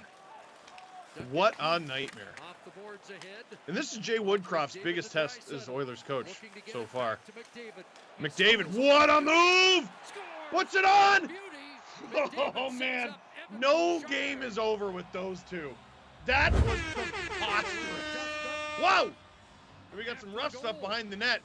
Camera wasn't on them. I didn't see what happened. But the Oilers score their second of the game. A little bit of star power injected in there, and now it's 5-2. Let's see what happened, because it wasn't on camera. Well, here's the goal. Draisaitl to McDavid. Great spin move. Oh, my goodness, what a goal. Dubé, thanks for coming out. I believe that's Evan Bouchard with the goal. Zach Kassian with a little bit of traffic in front. That's a good team goal. That's the way Edmonton needs to get back into it. A little bit of flair, a little bit of hard work. Nothing wrong with that. It's a good play to build on. And Kassian gets the only penalty out of that? That looked pretty mutual. Oh boy, that's a killer. Edmonton gets some life. Any life. They score to cut the lead to 3. So you look for some life, another penalty kill, and they're immediately on the penalty kill. The power play. Another time for Daryl Sutter to try to get it to finally. That's a tough penalty to take for Zach Kassian. Real tough. Here come the Flames. Around to the far side, Kachuk. Johnny Gaudreau. On the power play. This is what the whole second period has looked like so far, except for that goal. If the Flames score here, that's a killer. But here come the Oilers. Oh boy, they got a 3-on-1 going. Nuge shoots, rebound. What a stop by Markstrom. That was a really good stop by Markstrom, and now here come the Flames. I mean, obviously the Oilers are going to be cheating for offense. The Flames got to be a bit smarter than that. That's a great read by the Oilers. Anderson across. Great read by Nuge. He had Ryan with him, opted to shoot. Almost scored off the rebound. What a wonderful save by Markstrom. Flames whipping that thing around. 50 seconds to go on this power play. And they get a rebound and a bounce. And the Bouchard goal is completely null and void as the Calgary Flames regain their 4-goal lead. What a turn of events. Bouchard scores to bring the Oilers within 3. Kassian takes a penalty after the whistle. And after this unbelievable save from Markstrom, look at this. He stops Nuge. Whoa! With the toe on Ryan. Flames take it back the other way. And with a bounce in front, it looks like that'll go to Brady Kachuk's brother, Matthew. Oh, that was... There were more bounces involved there than I realized. Brady likes it. And the Flames up 6-2. Producer Drew, Flames need 9 more goals in this game to match their series total against Dallas. Are you sure? I thought you said it was 14. Oh, no, it's 15. You're right. Can they do it? No, I don't think so. But the shots are 33-11, and it's about to be 34. Nope, Edmonton breaks it up. Guess who? Connor McDavid. Turned back by Coleman. settle, redirecting that to the Man. Calgary line. This game's not half over. Continue to come fast and furious. We're still less than halfway through regulation. As we hit the 9-minute mark of the second period. I don't know what I expected out of the Battle of Alberta, but it wasn't this. One in the first, one in the second. In response, As the Oilers ice the puck. I don't mean to bring up a series that's already over. It doesn't mean I'm retired. But we got to Now have I the watch conversation. Because Because I feel like this happens sometimes in the second round after the dust from the first round settles. Look at what the Flames are doing to the Oilers right now. Look at what the Flames are doing to Mike Smith and to Mikko Koskinen. How stupidly good is Jake Ottinger? They lost the series and he should win the Conn Smythe. Like, holy cow. They forced these guys to 7? They held them to 15 goals in 7 games?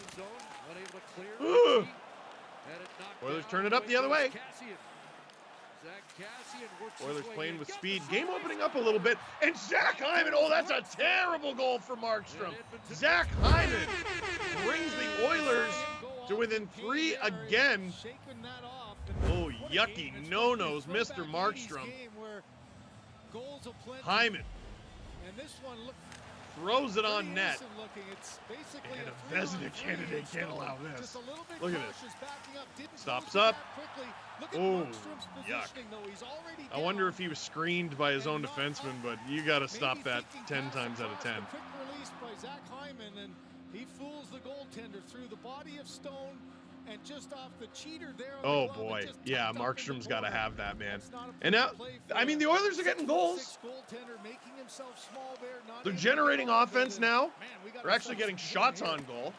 You can't beat Markstrom if you don't try it. And they only had 8 shots just a moment ago. Now they're up to 12, and a quarter of them have gone in. Math. It's math. I didn't do great in math, but I do know that much. Oilers score the next goal here. You got to wonder how it feels on the Flames bench. Locked in front by Gaudreau. And deflecting pass, Keith down the ice. Because it's not just the fear of blowing the lead. You mentioned during the like that goal stunk. Like, versus Edmonton, I mean, his save percentage was. I don't care. Like, did Mike Smith allow a goal that bad? So this has been maybe the first one has produced lots of goals. That goal stunk. That one there is just one that a little that bit of a stunk. surprise. He Markstrom can't allow that. Small, made himself deep, but credit Zach Hyman for such a weird playoff so far mentally for Markstrom. Like, you have this incredible pressure of the goalie on the other end of the ice totally outdueling you in Jake Ottinger. Your team is doing amazingly. They just can't crack this guy. And now every mistake you make feels like it's going to cost your team a game and potentially the series. And then you get the complete inverse here, where your team is killing the other team and it's going in. Oh! Go Calgary! Man, they almost got their 7th there. Well, the goals and the chances. Well, they don't call it the scuffle of Alberta, do they? The Battle of Alberta going strong. Barely halfway through regulation. Brady Tkachuk's loving it. It is 6-3 for the Calgary Flames. Edmonton Oilers not going away, though.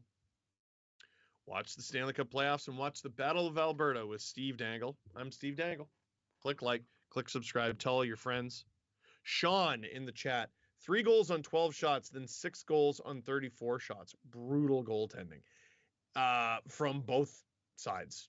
Koskinen has been the best goalie in this game, and he did not start it.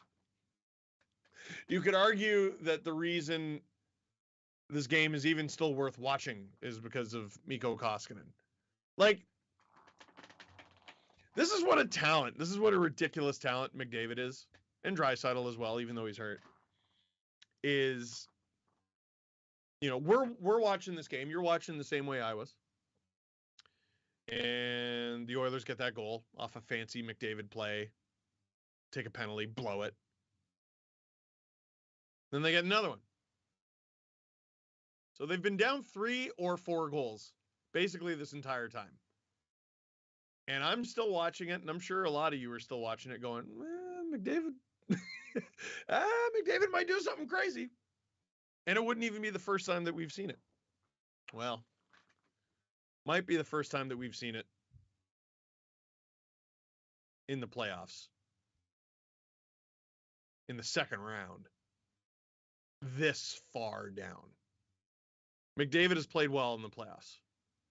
I mean, McDavid, when's he ever been bad? But he's got to perform a miracle here. And the Oilers got to join him. Chris and Craig, this game makes one thing back to the Oilers and Flames here in like, I can promise you this. If the Flames are still tripling up the Oilers in shots by the end of the game, like, we're not going to see some sort of miracle that way.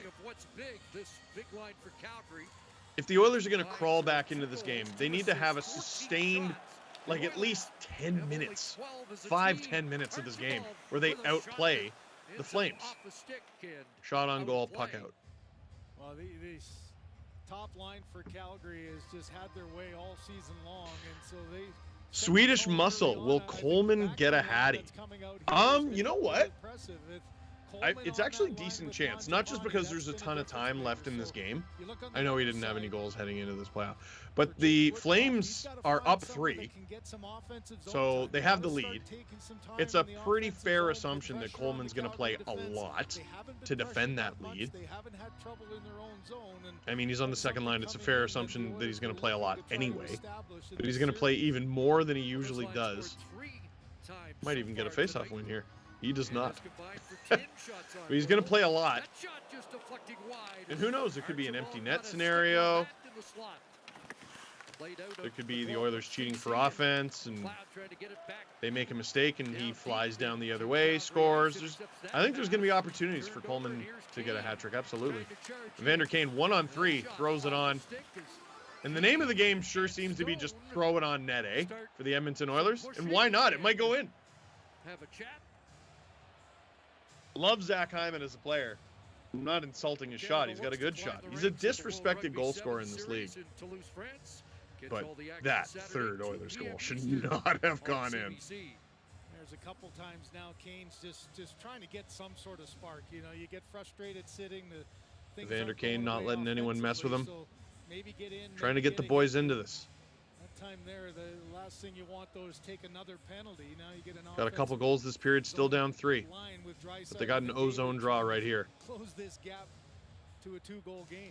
Evander Kane with 13 career goals in Draisaitl loses the draw, but McDavid rushes around, and he'll keep it alive for the Oilers. And they get it deep. It's still alive for the Oilers. What on earth? Looked like the puck broke in half for a second there.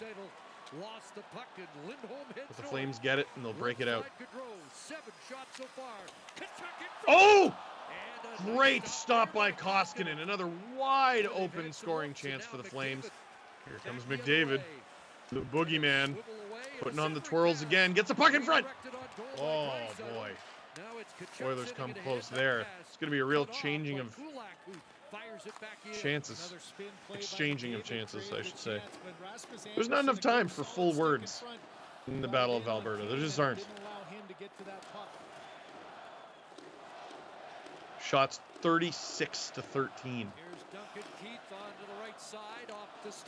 Oilers getting it deep. Oilers getting a little bit more offensive zone time, which we were talking about much earlier in the frame.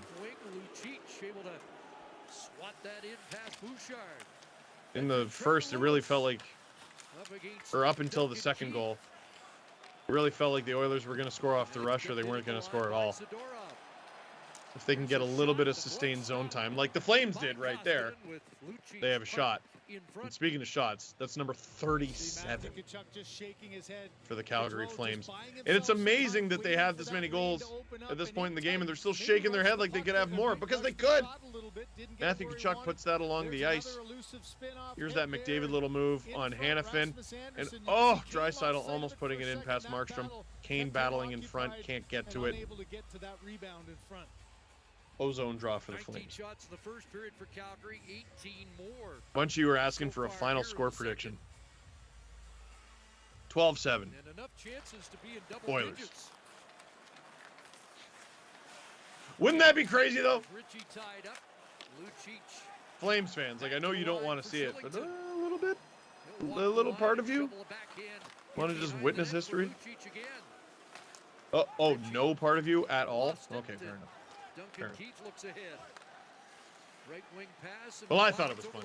Oilers cross the Flames line. Great entry there. Bouchard holds it. Can't get the pass through. And the Flames clear it, and this will probably be ice. Getting waved off.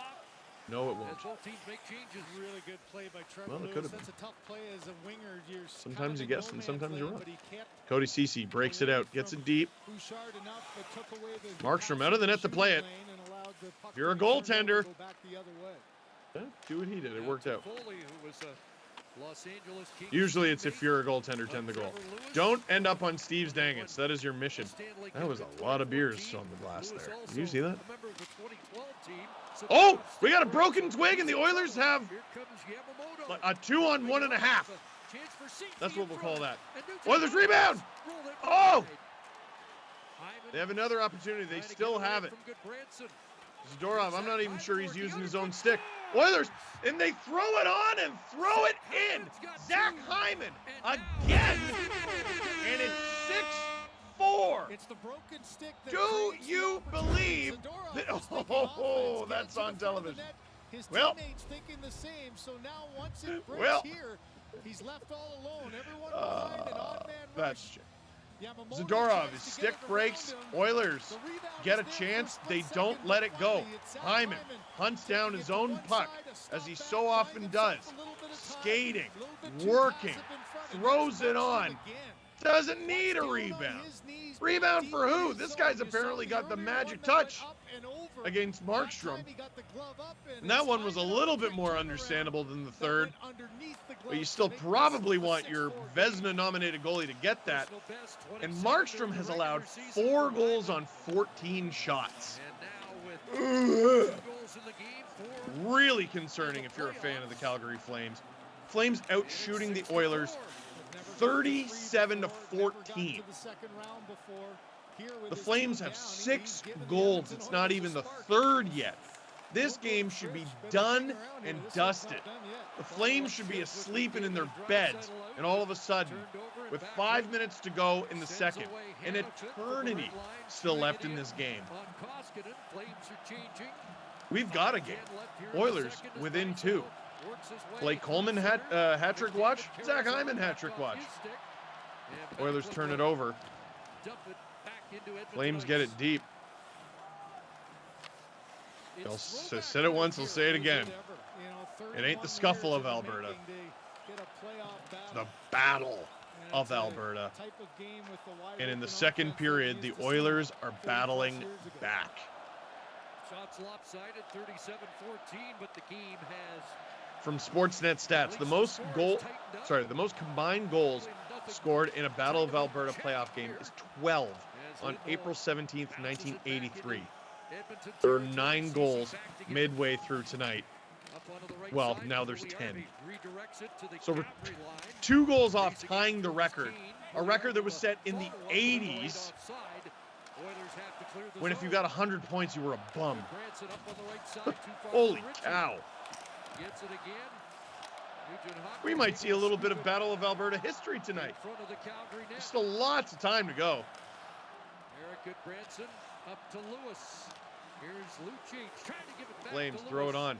No redirect. And Koskinen, all of a Zach sudden, Hyman back to work. one of the most important, if not the most important player in this game. Although he can't score. Shillington reverses his He can try. direction.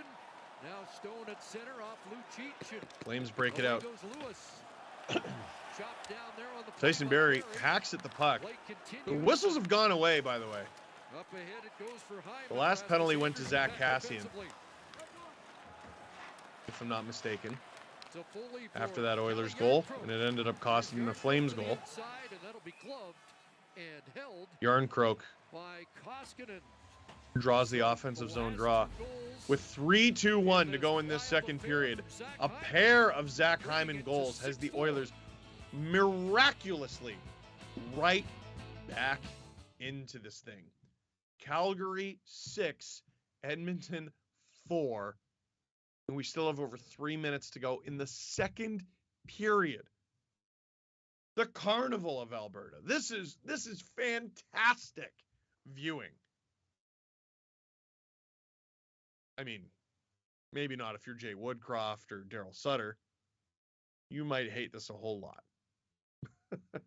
But as a hockey fan, as a neutral observer, I'm having the time of my life. I'm not wearing the heart rate monitor for this series. How the turntables. I would love to see all of you wearing a heart rate monitor for this. What are you at? What are you at? A buck 20? Maybe a buck 30? Whenever the Leafs got scored on in the first round, my heart rate dropped. It didn't go up. Flames fans, where you at? Were you up here? Were you up here? And ooh.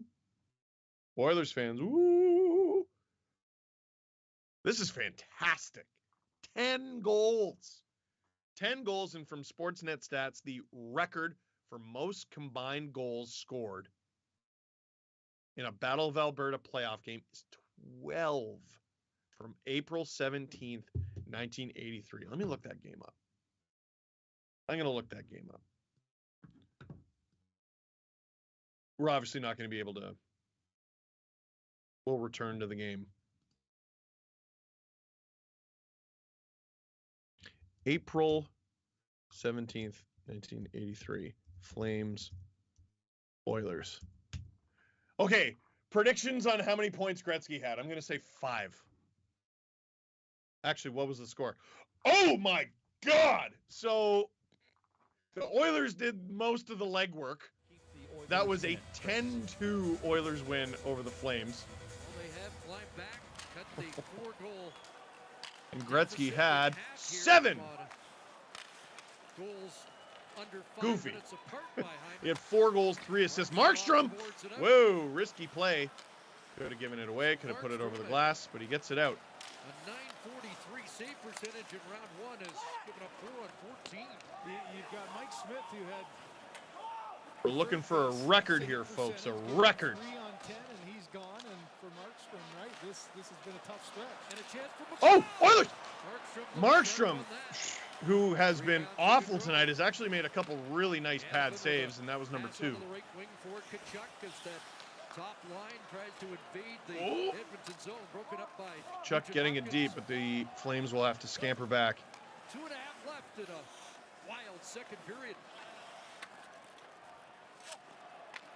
A 6-goal middle frame here. A stretch pass that bounces by Hyman. Pugliarvi on the forecheck, leaning Looking on at box Hanifin. scores from the 80s is the They go silliest down, thing. and Nugent I Hopkins highly recommend it. plays it to the line. Oilers, Ceci Ceci shot puts it on. Markstrom. Where'd it The go? rebound cleared ahead, Didn't and go on net. away goes Pullman. Ceci there defensively. From producer Drew, Markstrom had a 9.43 save percentage in the first round. It's unreal that he was the second best goalie in that series. He was spectacular. Tonight, 7.33. That's probably out of date. He's probably almost up to an 800 now. Here comes McDavid. Oh, and he drops it for a player who's not quite there. And McDavid's got to get back on side. I think McDavid thought he was jumping up with him too when he made the pass. He just sort of stayed in his area, and that. Man, we need a face cam. Oh my God, that was almost a great pick. We need a face cam on the defenders defending McDavid. What I wouldn't give for a close-up of Eric Goodbranson's face, right there. You know, you're looking for And he's another right. spark from another line, I'm and not this even time making it's fun of him. McLeod He's with a right. bouncing puck. He pops in on it, gets in tight, and there's a Oh, save there's by another McLeod. look at that Markstrom great able to get chance. a piece of it. Like, see, Here's Kane Goodbranson. stops Kane, and McDavid dropping it for Kane. Kane was hanging a little too far back there. Now the Oilers with the D-zone draw here. Kane back out there, McDavid back out there, and Draisaitl back out there. That big line still together. Oh! Flames with an abundance of chances. Abundance of rebounds. But no goals. This is more like the Flames team that we saw at the beginning of the second period. With a minute to go in the second, looking to restore that 3-goal lead. This is ridiculous. And what did I tell you? I was getting chirped on Twitter. It was 3-0 Flames. McDavid made it 3-1, and I said no game is truly over if you have Connor McDavid. Sorry, it was a typo. I meant to say Zach Hyman. Never mind. Here comes Draisaitl and McDavid, and Draisaitl scores. You've got to be kidding! Under a minute to go. 38.1 seconds in a game that the Flames dominated for so long is vanishing beneath their feet. Draisaitl scores 6-5. The Oilers are within 1. That's 3 in a row that the Oilers have been able to beat. McDavid keeps it alive. And after chasing Mike Smith, after getting several goals through a valiant effort from Mikko Koskinen, the Edmonton Oilers are making Jake Markstrom, who is a Vezina candidate, look unusable. What theater in the Battle of Alberta. And geez, they might not be done. They might not be done before intermission. Hyman might have a hat trick before intermission. Hyman with the hat trick to tie it? Maybe. Draisaitl, 6th of the playoffs. If you had told me it was the 6th of the game, I would have believed you. And the Oilers will get one more offensive zone draw. And I cannot hear the gameplay, I cannot hear the broadcast, but I can hear the silence of the Saddle Dome. Draisaitl, that puck was on its edge. And the glove's been beat 3 in a row from Markstrom. That's at least the second goal tonight that we've seen like that. And Draisaitl gets a clean win off the draw. Duncan Keith at the point. He puts it on. My goodness, do you even go with Markstrom in the third period? Kane, huge hit to end the second. And yeah, we'll get a little bit of commotion behind the net. At the end of the period. Calgary dominating, but not defending. Period 4-3. As the Oilers, like the Battle of Alberta, 6-5. much like the itsy bitsy spider, crawling up that water spout.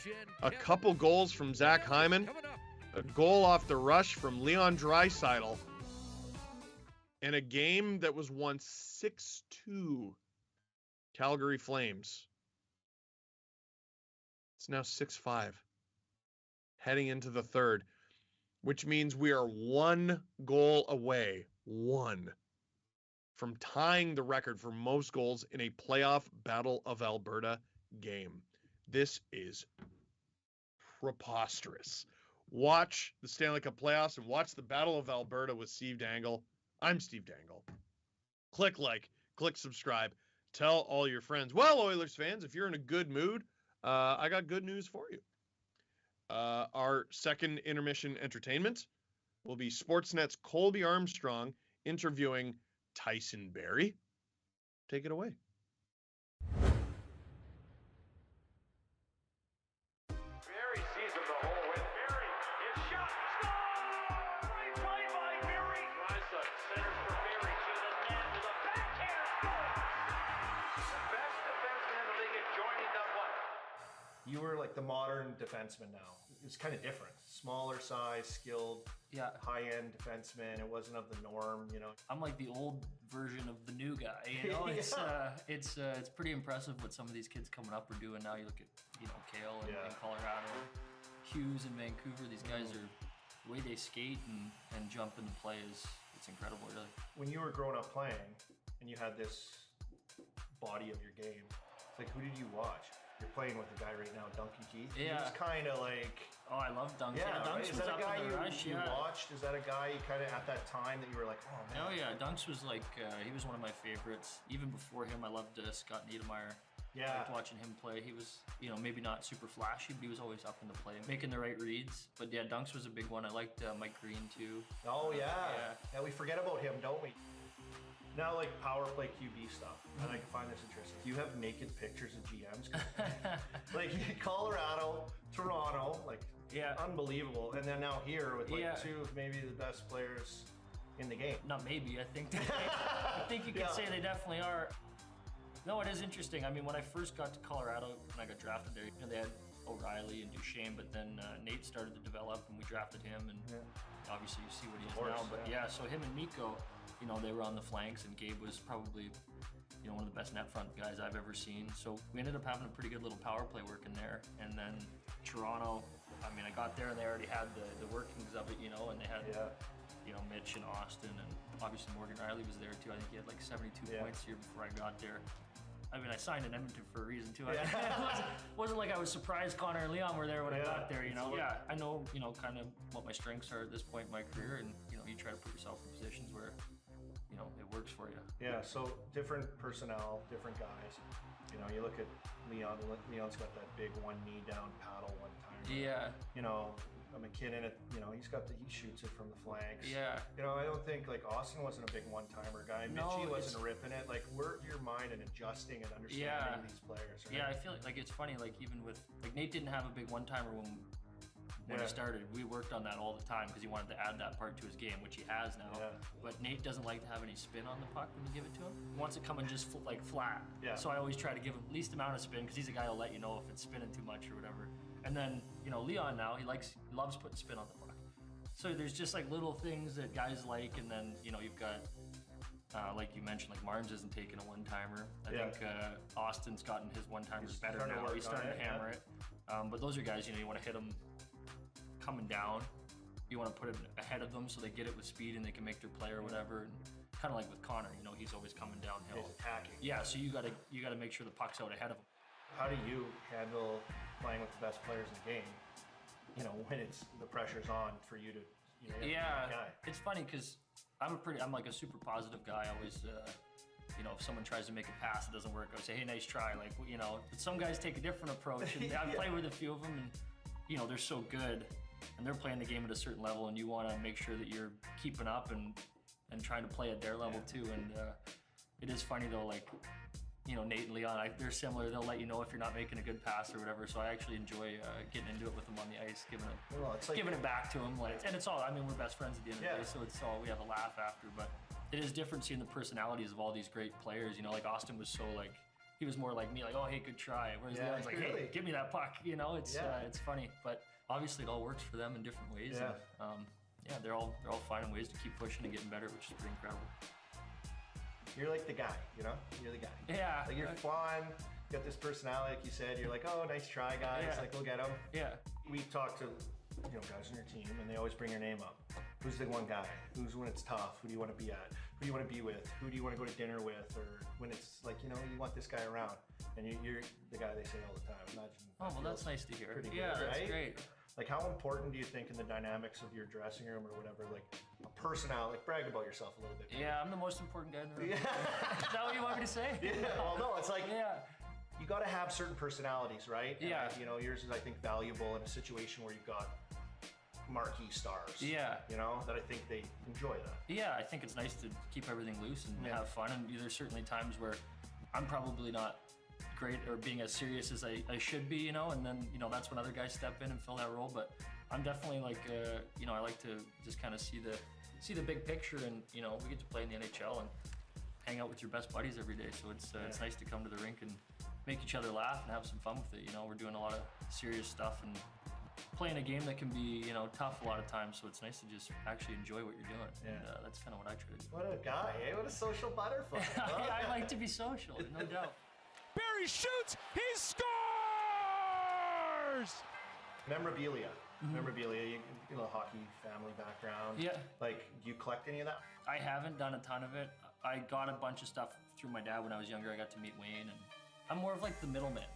People just ask me to get stuff from these guys, so I do it. Any other cross sports though? Like, you know, like I know what Connor has like an Aaron Rodgers, or you have like any other athletes? Yeah, so I'm more of like, I love music, so I'm like a huge Eddie Vedder fan. I'd probably be more into like that kind of memorabilia, but I actually haven't got anything signed by Eddie, because I hope to one day maybe meet him, and I'd like to get it signed in person, so I'm holding off on buying something.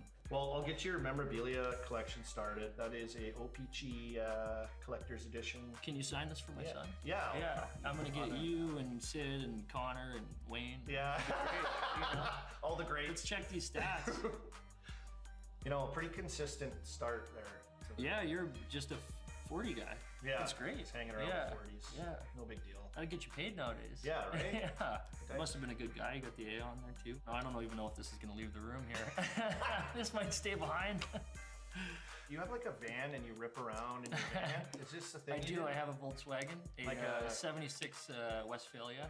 It's green. We call it the Pickle. It's great for being on the island in Victoria, because you can just kind of, you know, you can take day trips over to Salt Spring, or, you know, there's tons of little islands and the ferries kind of run them. So it's fun to load up a cooler and go for the day and just kind of have a nice little picnic. Find a beach where nobody's at. That's definitely a hobby. It's zero buyer's remorse. It's my favorite purchase. Yeah, it's amazing. It's so fun. It's just like, it doesn't get over 80 kilometers, and you just cruise, and you know, it's slow going, and everybody knows it. When you're in the Pickle, everybody, you know, you just give the peace signs, and there's no it's great. It's a good way to slow down life and you know, kind of enjoy it. Put on a nice 70s playlist and cruise. There he is, Tyson Berry. Hey, thanks for having me. Have a great run. Yeah, have a good appreciate run, it. man. Love Thanks, watching guys. it.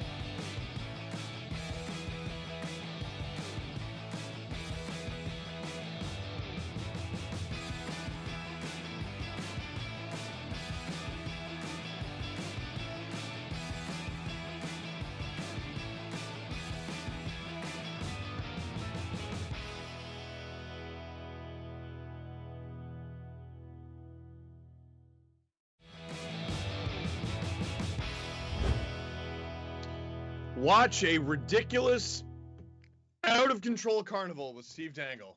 I'm Steve Dangle. Click like, click subscribe, tell all your friends. I really can't believe what we're seeing here tonight in the opening game of the 2022 Battle of Alberta, except I absolutely can. Usually I'm pretty good at doing these things off the top of my head. But we've seen 11 goals. 11 goals already tonight. The record for most goals in a Battle of Alberta playoff game is 12 from producer Drew. The record for most goals in a playoff game is 18. And funny enough, it actually did involve the Edmonton Oilers. 81-82. LA Kings won 10-8. And honestly, we might get there tonight. We seriously might get there tonight. Rapid fire. Here's everything that you've missed so far if you're just tuning in. Elias Lindholm scores 26 seconds in. Calgary up 1-0. Andrew Mangiapane scores before the minute mark. 2-0 Calgary before the minute mark. Jay Woodcroft takes a timeout. Brett Ritchie, 6 minutes and 5 seconds in, scores his first of the playoffs. The Flames are up 3-0, and Mike Smith gets pulled. Connor McDavid, a little over a minute and a half later, gets the Oilers on the board, but it is still 3-1 Calgary after one, and they are out shooting and dominating the Edmonton Oilers. Less than a minute into the second period, Blake Coleman gets his first of the playoffs. Calgary Flames up 4-1. Guess what? About 5 minutes later, Blake Coleman gets his second of the playoffs and second of the game with a tip. 5-1 Calgary. Exactly a minute later, McDavid, a nifty play to get the puck to Evan Bouchard. He scores his first of the playoffs. The Oilers are in the game. It's 6-2. They cut the lead to 4. Wait, is that how it works? No, sorry, 5-2. They cut the lead to 3. Here's the problem. Zach Kassian takes a penalty after the goal is scored, so they get a little bit of momentum going their way. They have something good finally happen to them. Guess what? You're going straight to the penalty kill, and on that penalty kill, Matthew Tkachuk scores to make it 6-2. That's when it all starts to fall apart, believe it or not, for the Calgary Flames, who thoroughly take their foot right off the gas. Zach Hyman throws it on. A little over a minute later. It's a terrible goal. Bless Hyman. Markstrom can't allow it, but he does. 6-3. Next goal, after a Zadorov broken stick. Really hard work from Hyman. It's a better goal. It's still one that Markstrom has to have. This one goes in. And with less than a minute to go in the second period, McDavid and Draisaitl, the kiss of death. What a 2-on-1. McDavid to Draisaitl, and he scores with less than a minute to go in the second period. The Oilers cut the Flames' lead to 1. Just 1. And now we have 20 minutes left to play, and this game doesn't seem over. It doesn't seem over by a long shot. Flames start the second period up 6-5, but it can be a fleeting thing. Something else that can be fleeting, you being naked. You don't need to be naked. Did you know that? You can clothe yourself with stuff that you can find on shopsportsnet.store. I love the relationship I have with our producers. I didn't tell them that's how I was going to introduce the merch stuff, but you put the graphic up. You're like, Steve's talking about being fully naked. This means he's about to talk about shopsportsnet.store. On shopsportsnet.store, you can find a whole bunch of stuff like Dangle merch. There's also 32 Thoughts merch, but there's Dangle merch, and what's special about it today is you get 15% off that merch today if you use the code Dangle BOA. That's Dangle BOA. BOA is for Battle of Alberta, don't you know? We're really clever. Shopsportsnet.store. Never be naked again.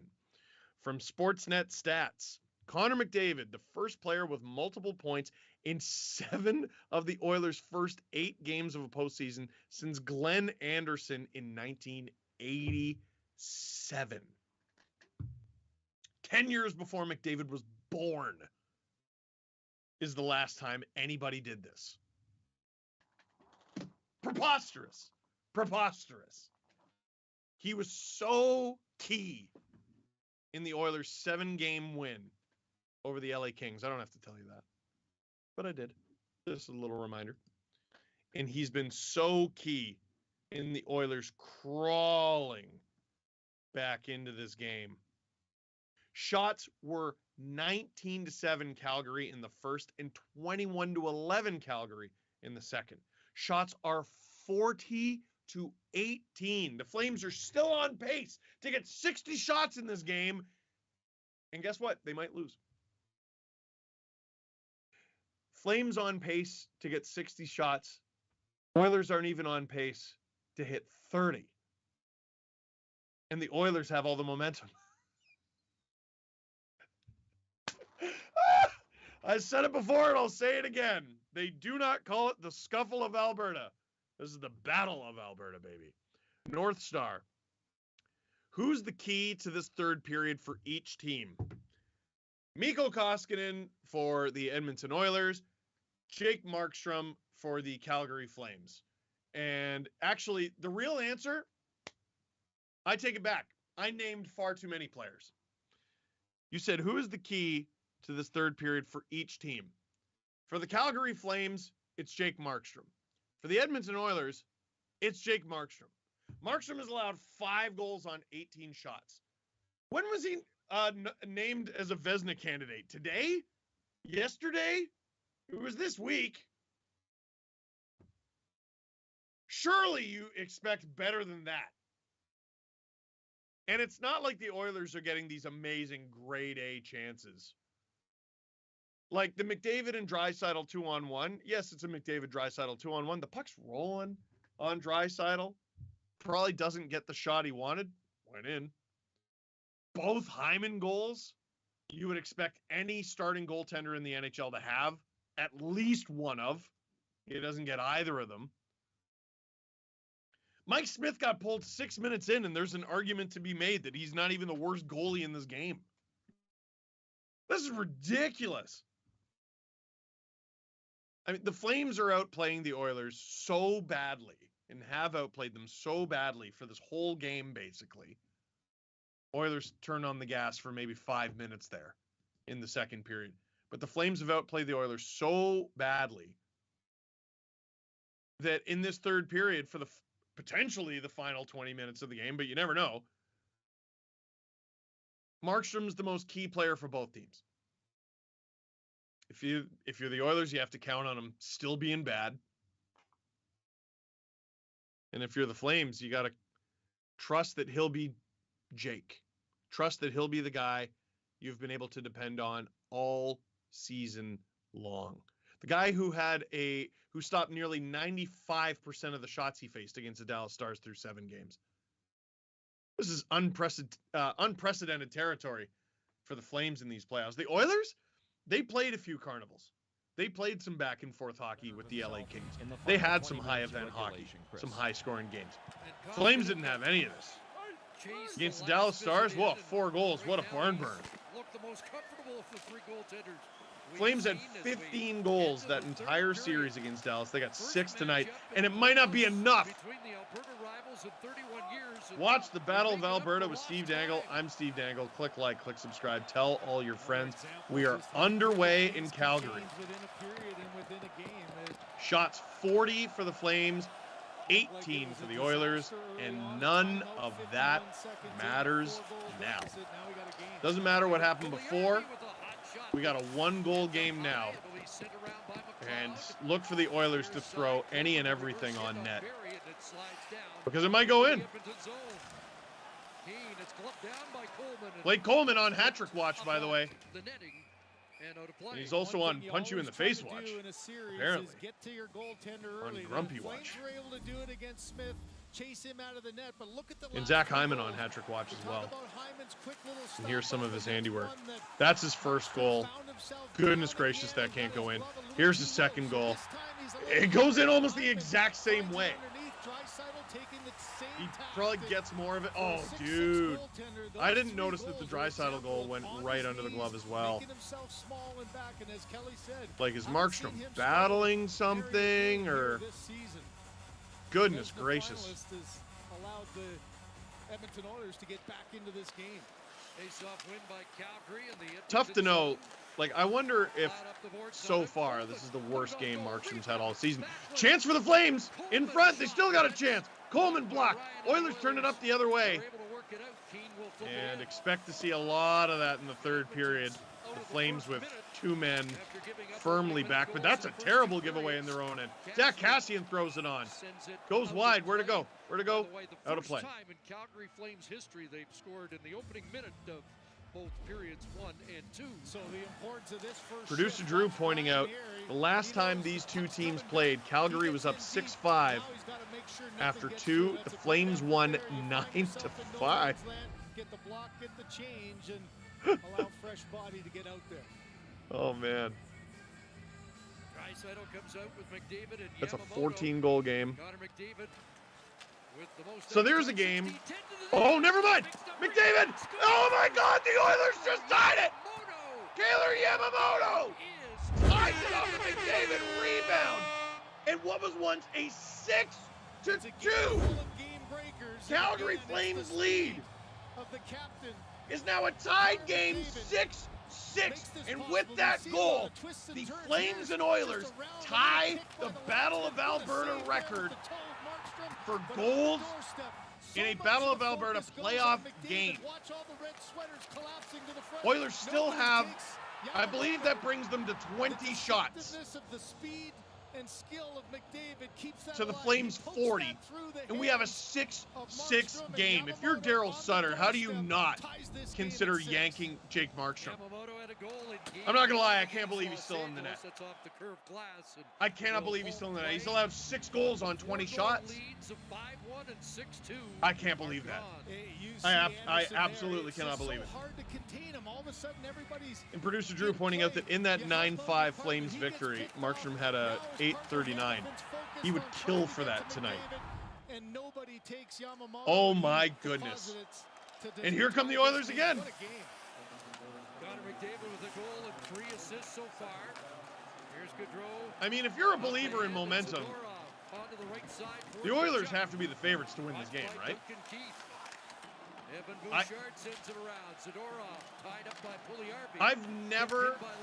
I'm struggling real hard to remember a team dominate in a playoff game the way the Flames did for the first, let's say, 30 minutes of this game. And they're losing. McDavid with another assist. He's got a goal and 3 assists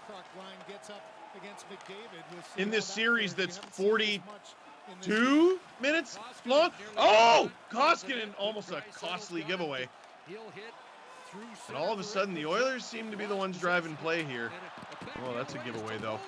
Chance the other way. Shoots. Miss.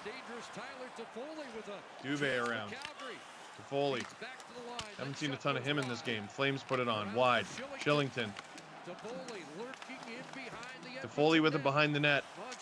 Oilers not putting a ton of pressure on him, letting him do his thing. Koskinen makes the save, but the Flames hold on to it. This is a great little bit of possession for the Flames. They shoot and score to get the lead back. Anderson. What? This is now the record for most goals in a Battle of Alberta playoff game. And my voice isn't returning until the cup is awarded, let's face it. The Oilers really started to get the momentum, not just from getting the goals in. They were starting to get lots of possession. The Flames have a big answer-back shift from this line. Mangiapane sets up Anderson. He shoots it. That's a squeaker. Does that go through Koskinen? I think it does. Oh, that is the correct reaction to have, sir. It is now. An Oiler fan, a Flames fan, they both have plenty to talk about in this one. Goofy. Yeah, there'll be enough to talk about before they drop the puck on like line. this is ridiculous. Shots 43 to 20 because that's real. That's so interesting because when the Oilers tied it up, they showed Anderson on the bench. Next shift, he hops over and scores. And right now, they're having, like, I would love to know what's being said on the Flames bench right now. Defenseman, not afraid to jump up. He got lost there and just took the opportunity. If the Flames manage to win this game, you got to wonder if an NHL coach has ever been more mad after a playoff win. Oh my gosh. I'm having fun. Aren't you? This is silly. This is absolutely silly. Off Lucic. Cassian tried to spring Evander Kane, but that was knocked down by Watch Zadorov. a Stanley Cup playoff game with Steve Dangle. Watch the Battle of Alberta with Steve Dangle. I'm Steve Dangle. Click like, click subscribe, tell all your friends. Oilers, they've tied it up once. Go for it again. Why not? Why not? This game has been tied twice. The opening face-off, and that lasted less than 30 seconds. And then when the Oilers made it 6-6, and that lasted, what, a minute? Hard to keep track. There's been 13 goals in this game. There might be 14 pretty soon. Hyman looking for the hat trick. Yes, He gets it deep. Puljujärvi out there with Nuge. Watched by Coleman, shoveled ahead. Flames get it out. Here comes Mangiapane again. And Michael He had a Backlund great will shift. Steer it down and head to the bench on a change. Bouchard at the Producer Drew. for Edmonton. Oh, never mind. By Mangiapane. Big opportunity for Mangiapane, who's been a Good great on that. player for the Flames in this game.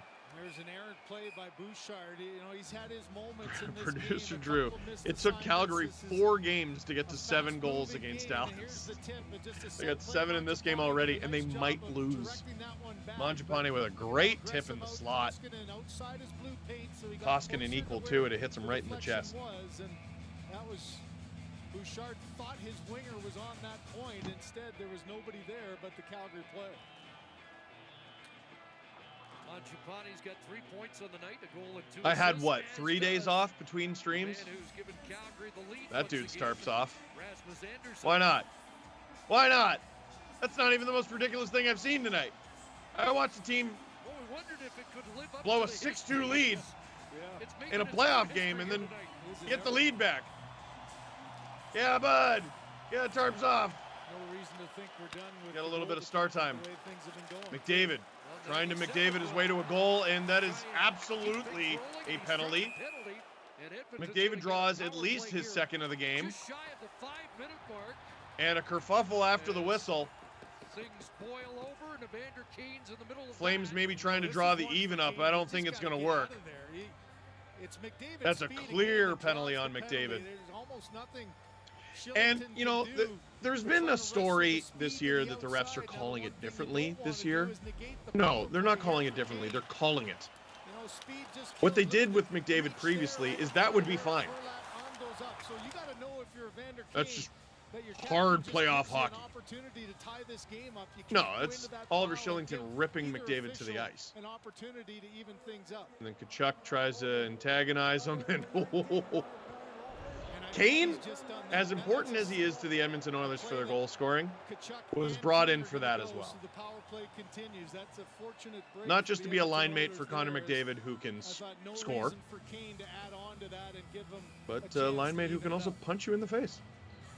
Kachuk and Kane going off at the same time. So the third power play of the night for Edmonton. I'm sure that's Upcoming. going to happen more than once in this series. A lot of conversation going on between Kane You know, the and mindset Kachuk. of this power play for the Oilers is you've got Oh, to be a Markstrom fly on the little bit wall. shaken his last couple of goals, and don't give it up an easy shot. But now the Oilers with a power play and an opportunity to tie this up again, to tie it up at 7s. There's still over 15 minutes to go in this ridiculous game. Draisaitl, McDavid. Ryan Nugent-Hopkins is out there, and Zach Hyman. Oilers gain the zone. His first career I keep playoff getting hat sent trick, information and that's like Chicago record-breaking turns stuff, and it I feel like I don't have time. Pressure on the entry again. Myrtle You on know, Twitter. one guy you The probably last don't NHL want playoff game where in the both teams hands had of 6 was goals Hyman was there, way and back he in ended up with it, 2006. so Calgary Sabres pressured versus him hard Senators, and an was able OT to win create for the Buffalo. turnover. I can't find another playoff game where both teams had 7 goals, more recent than the 1980s. And here come the Oilers, and they might have 7 right here. As Markstrom who found it just in the grabs nick it. of time. You know, Coleman almost batted that into his own goal. The Oilers with a minute 19 to work on this power play. Puck's gotta be in the And you hands gotta of wonder 97, and he just opens himself up in this some third ice period if points. McDavid's going to leave the Tries ice. the quick wraparound to get My it guess to the is no. front, and that one bounced up. Coleman trying desperately to just knock it down out of harm's You know, during the way, regular back into season, his it's been goaltender's a chest. common conversation. The chirping The Shillington and continues Kachuk in the switch box spots. between I'm pretty and sure. Kane. So the Kachuk and Kane can yap at each other even more. I don't even remember what I was about to say.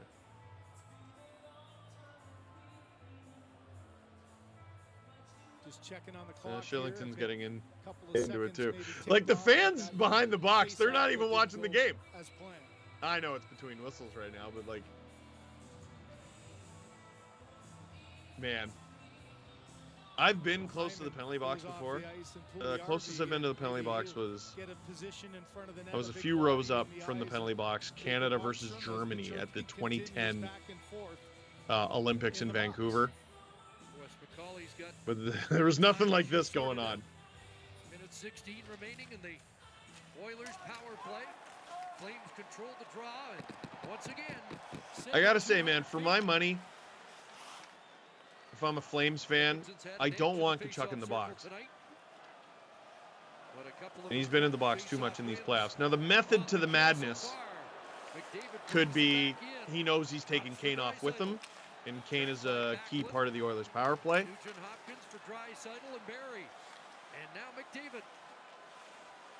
But you never know. McDavid with the puck. That's a nightmare.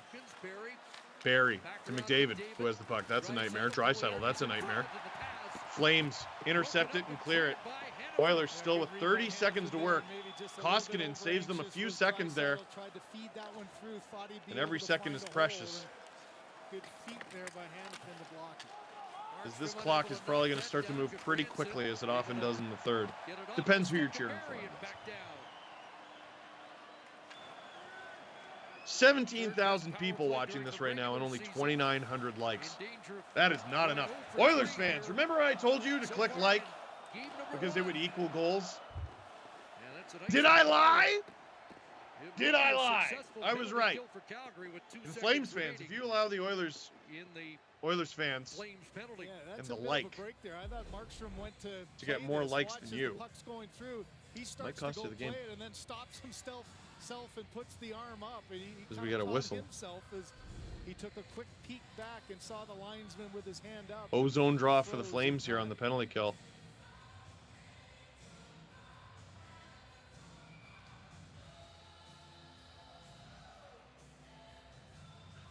So Shillington's gonna come out of the box here. I don't think Tkachuk and Kane are, because it's 4-on-4. Tkachuk's going to come out first. Yeah, I think Wes McCauley's just making sure but it's Tkachuk who's actually coming in out. front of the penalty door. Shillington, and the coincidentals with what's going on Tkachuk, here? So it should be Shillington who's coming out, but Tkachuk's ready to jump out there. About that. They're checking who's going to be coming out for it. Well, isn't that easy? Posted on the scoreboard as well. It's weird that they even have to have that debate. It's Shillington.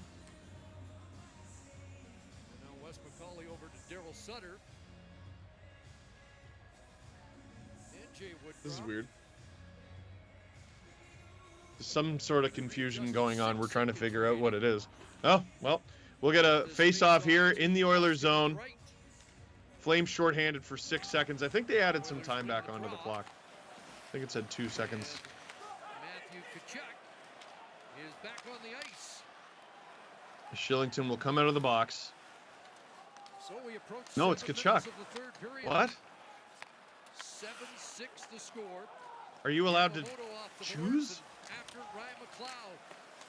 Shillington took the penalty before Tkachuk did. That's very odd. I didn't know that. Okay. Oilers with a chance to tie it, though, even though they failed to score on that power play. Hyman throws it on. Hasn't been a bad strategy so far tonight. Flames break it out. But Eric Branson said, what the heck am I doing here on the rush, and dumped it in.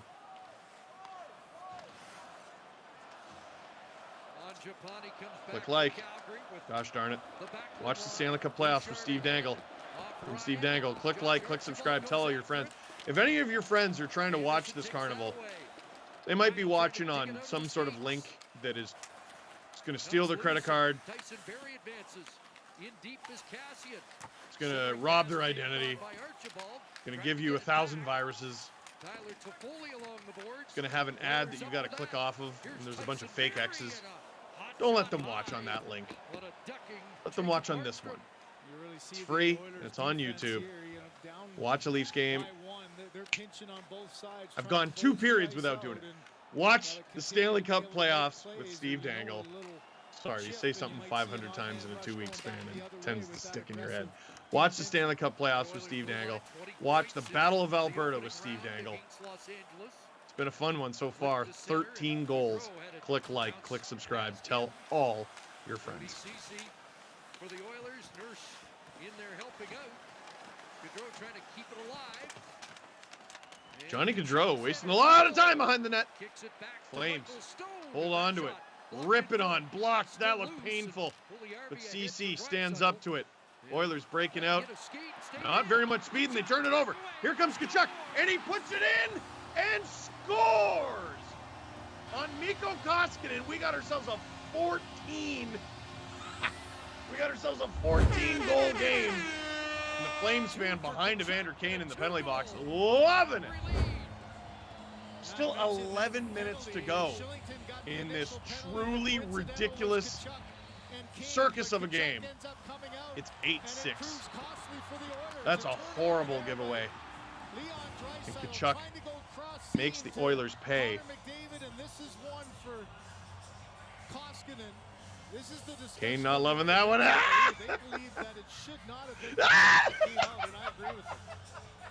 Oh, the face reveal is awesome. I'm sorry. I'm not cheering for either team. That's a very funny face reveal.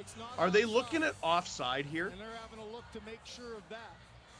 I think they might be looking at offside. I was wondering too, because it was a weird play at the blue line. Because Tkachuk had not crossed, but I guess they're trying to say that the Oilers put it back into their own zone. Is that what happened? And you see Tkachuk trying to get the attention of Kane here and talk. So here's, okay, Draisaitl gives it away. It goes off a skate. And yeah, Tkachuk doesn't have to clear the zone there because the Oilers put it back into their own zone. 11:05 to go here in the third. And the Flames are back up by 1. No, they're not. Back up by 2. It's hard to keep track. You can forgive me. Holy cow. Oh, my goodness. And the Flames continue. They're regaining their form. Except the Oilers almost got a breakaway there. Sends it back to the Edmonton line. If the deserved win-o-meter is your thing, what's that, moneypuck.com? The Flames are up to an 81%, except I think producer Drew sent that to me when it was 7-6. It's now 8-6. Every stat is out of date by the time I read it. Here comes Zach Hyman. McDavid. He has a 4-point night tonight. Oh! Rebound in front of the Flames net. Holy cow. I've never used an inhaler, but I'm considering it. I don't know how I'm going to get through this. Holy mackerel. Tyson Barrie working in. Flames clear the zone. Now under 10 minutes to go. If you're on the Edmonton Oilers, that clock's going to start to look like it's moving awful fast. Richie bullying in. Lucic bullying in. Good depth shift. Or a good start to one here for the Calgary Flames. They whip it around. Keep it deep. That's the name of the game. The Oilers are break it out, and here's Connor McDavid, who's going to get double and triple shifted. But the Oilers get fresh bodies over the boards. Whoa! Flames toss it out. And is that going to be a call? He was inside the line, and another mistake. Sure is. Oh boy. This is going to be a power play when we come back. Like, they got to have the best snacks in the penalty box. Best drinks. I mean, Tkachuk, you can't be doing that. You can't be doing that. He's spent entirely too much time in the box, although it did just lead to hilarious results. So the man who gave the Flames a 2-goal lead now gives the Oilers an opportunity to come within 1. The Battle of Alberta, it's ridiculous. We'll be right back.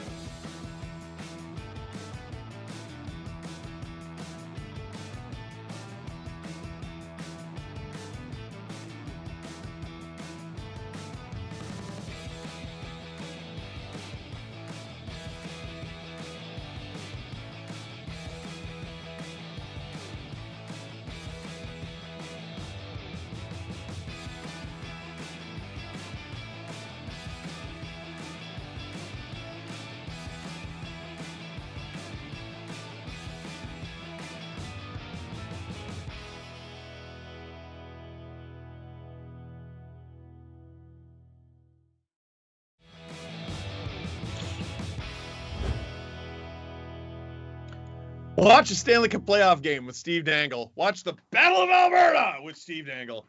I'm Steve Dangle. Click like, click subscribe, tell all your friends. So, here's the Coles notes if you're just tuning in. The Flames have 8 goals. The Oilers have 6. There's 9 minutes to go in this game. The Oilers have a power play right now. Because Matthew Tkachuk, who scored the 8th goal for the Flames, is in the box.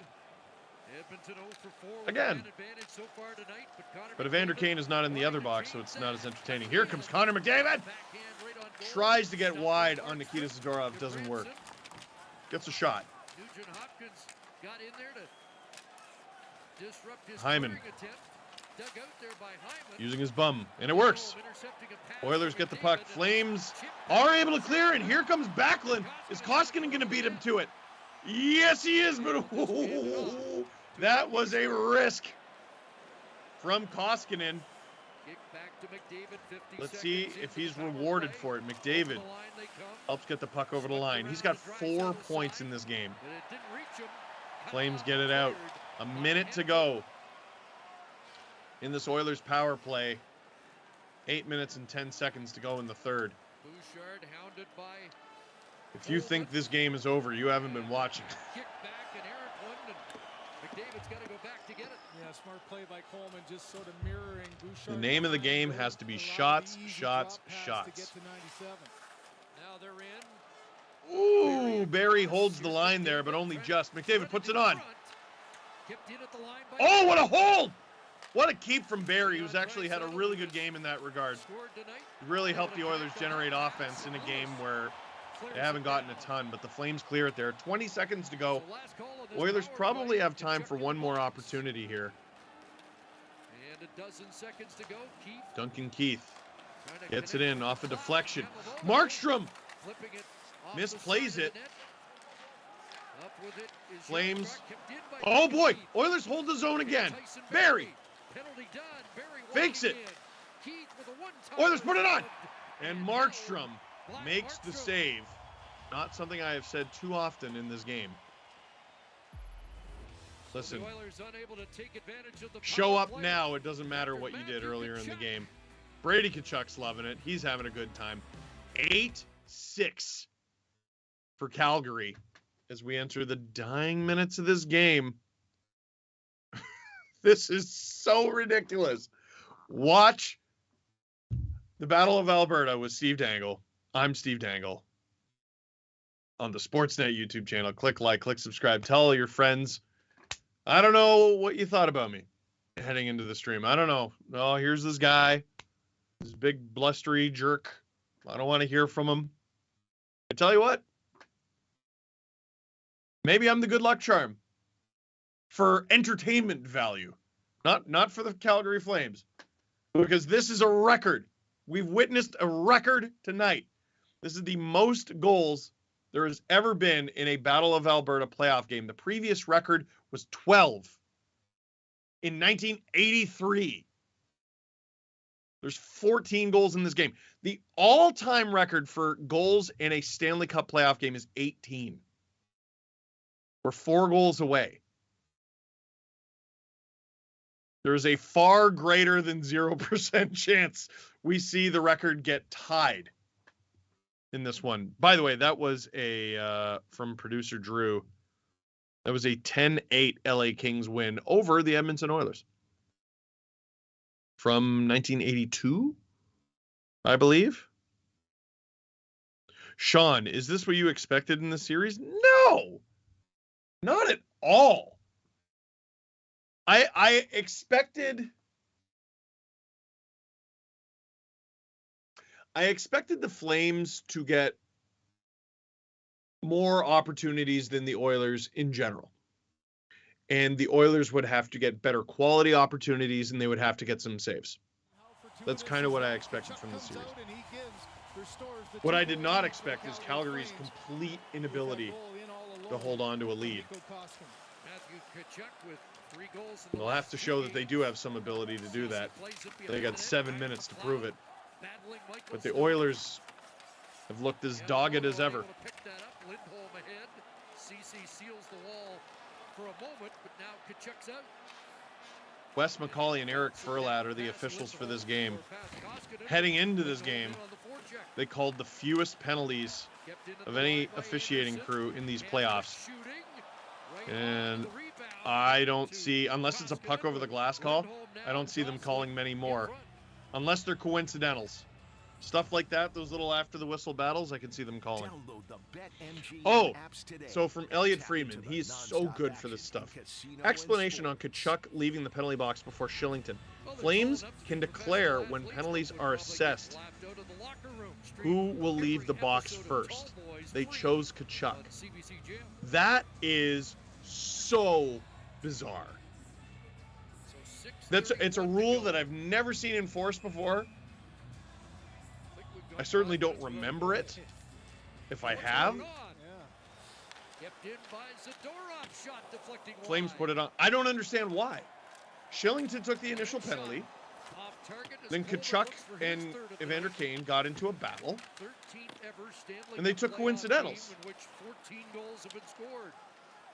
So why do the Flames get to choose? I don't understand that.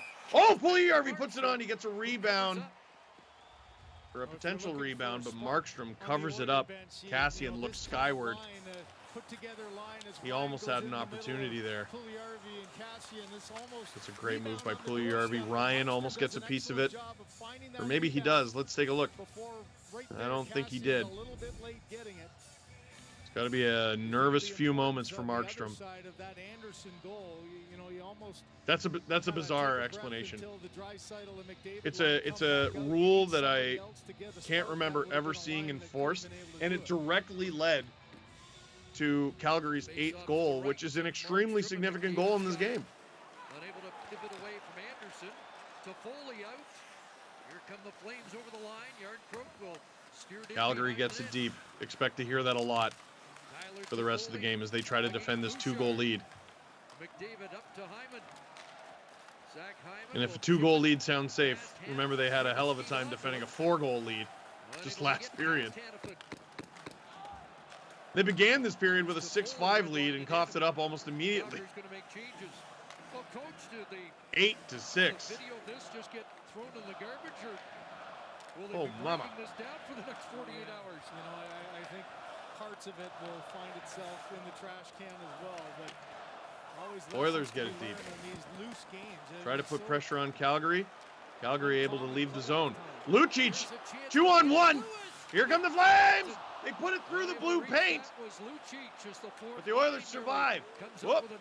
Almost getting too many men on the ice call. Nice burst by Trevor Lewis, the oldest member of the Flames. Nikita Zadorov. This is so ridiculous. Shots are 47-24. Zoink Scoob. Got my shaggy voice on. This is ridiculous. Let's get another look at that chance. Was that Trevor Lewis? With Milan Lucic? It could have gone off a skate. It could have gone off a stick. Lucic overskates it. If he stops up, he bangs that in. It's 9-6 and it's probably over, but now we got just under 5 minutes to go. And the Oilers can still do this. They throw it on. They don't do it there. Oilers have done as Markstrom covers it up, Oilers have done a much, much better job generating offense and holding the zone.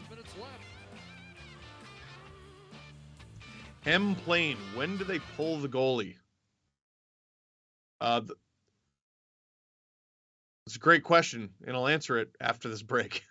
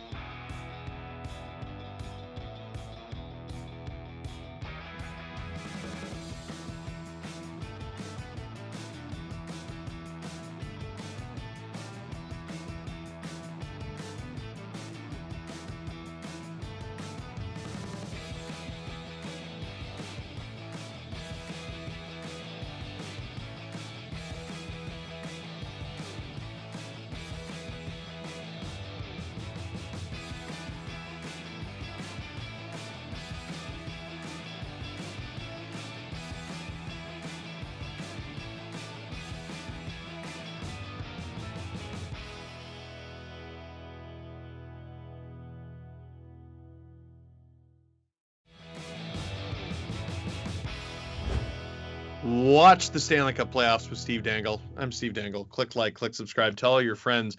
M-Plane asks, when do they pull the goalie? That's such a great question. I'm glad I've read it twice.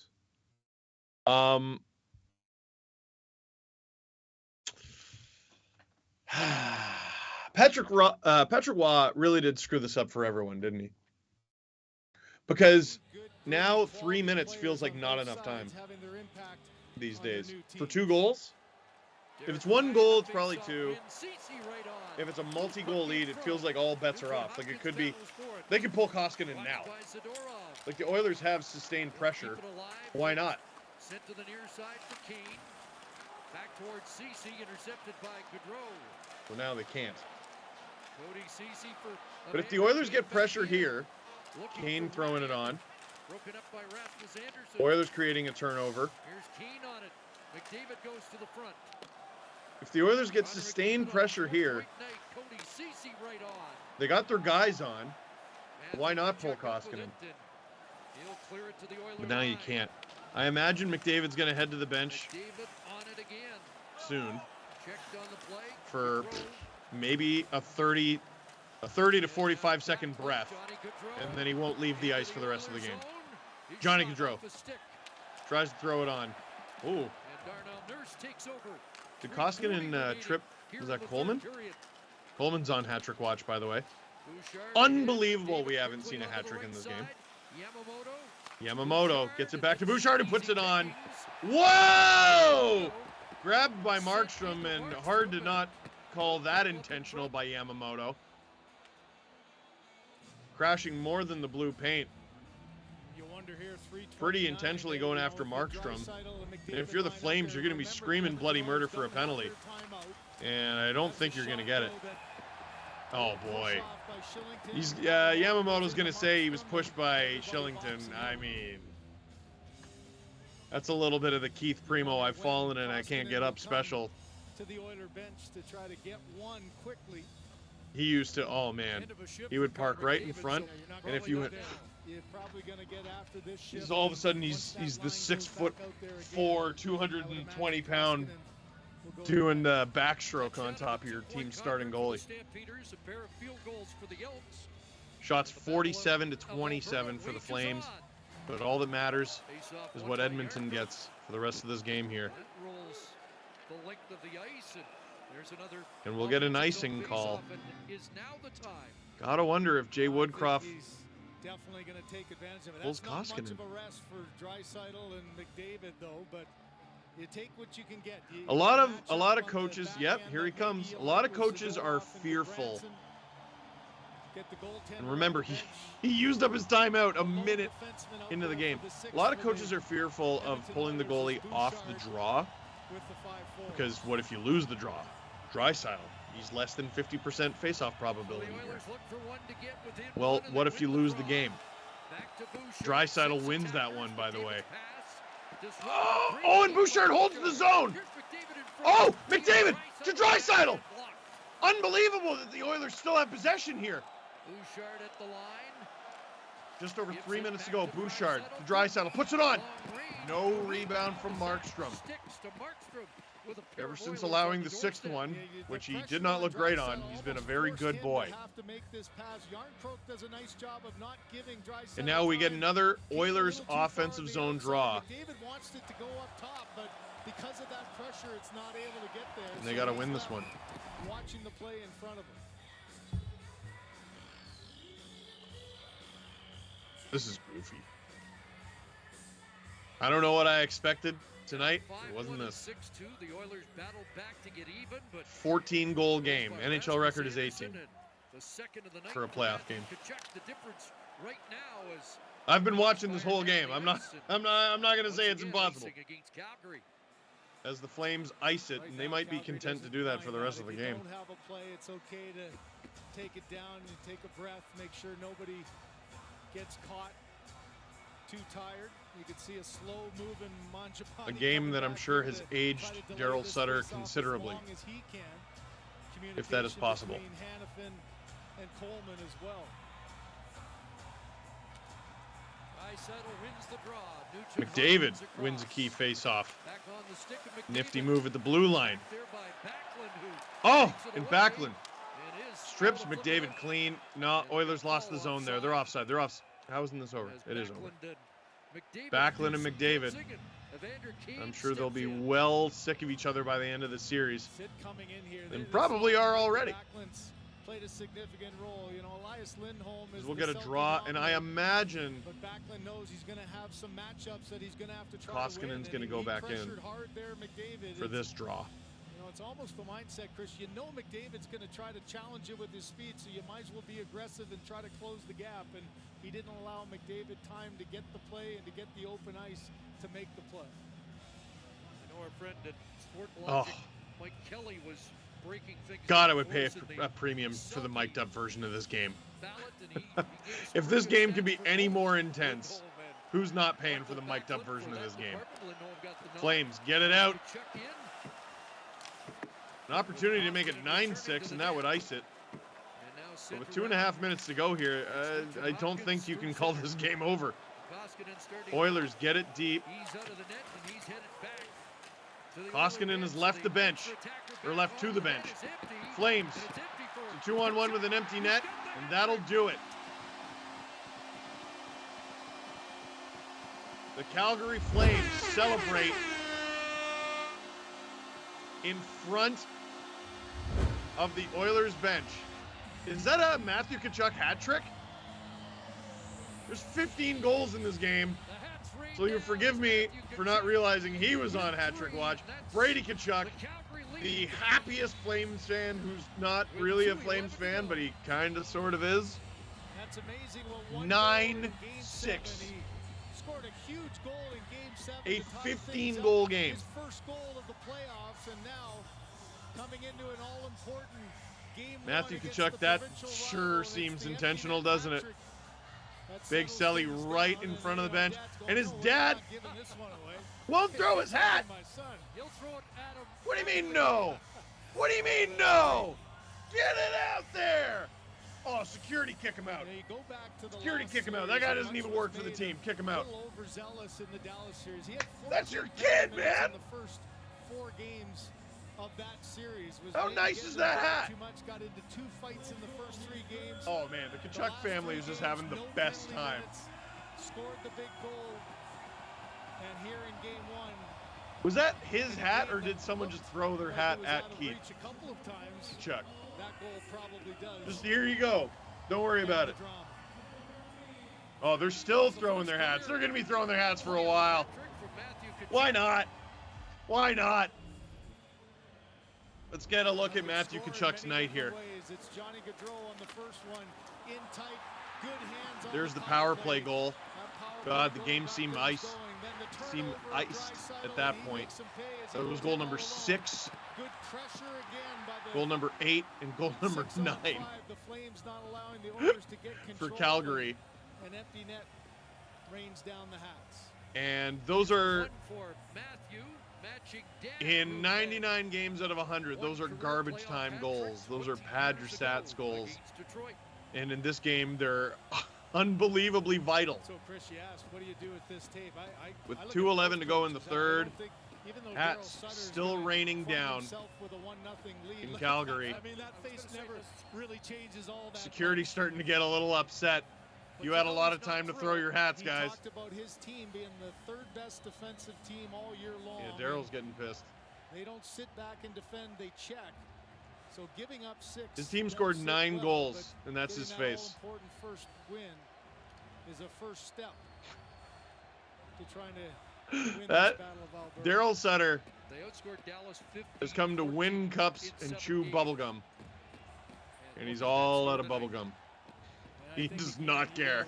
Connor McDavid comes up with another great offense. And the way this game has gone, with 2 minutes to go, if the Oilers don't get a quick one, I think the final couple minutes of this game could get ugly. There's a reason Eric Branson's on the ice right now, and Milan Lucic. All the big fellas for the Calgary Flames. Whoa! Markstrom has done nothing the easy way tonight. Probably the ugliest win of his NHL career. I think he'll take it, though.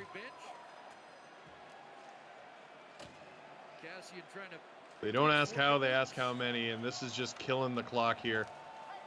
Gonna get a whistle soon unless it moves, and it does. 80 seconds to go in this truly spectacular game. If you're cheering for neither team. You might say, well, no, it was spectacular for Flames fans too. Yeah, was it? How you feeling, Flames fans? How's your heart rate? How's the stress? Oilers fans, how you doing? Markstrom playing it behind the net. Under a minute to go here. And look out, this could be silly time. Flames fans going ballistic, and why not? Their team is about to win Game 1 of the Battle of Alberta.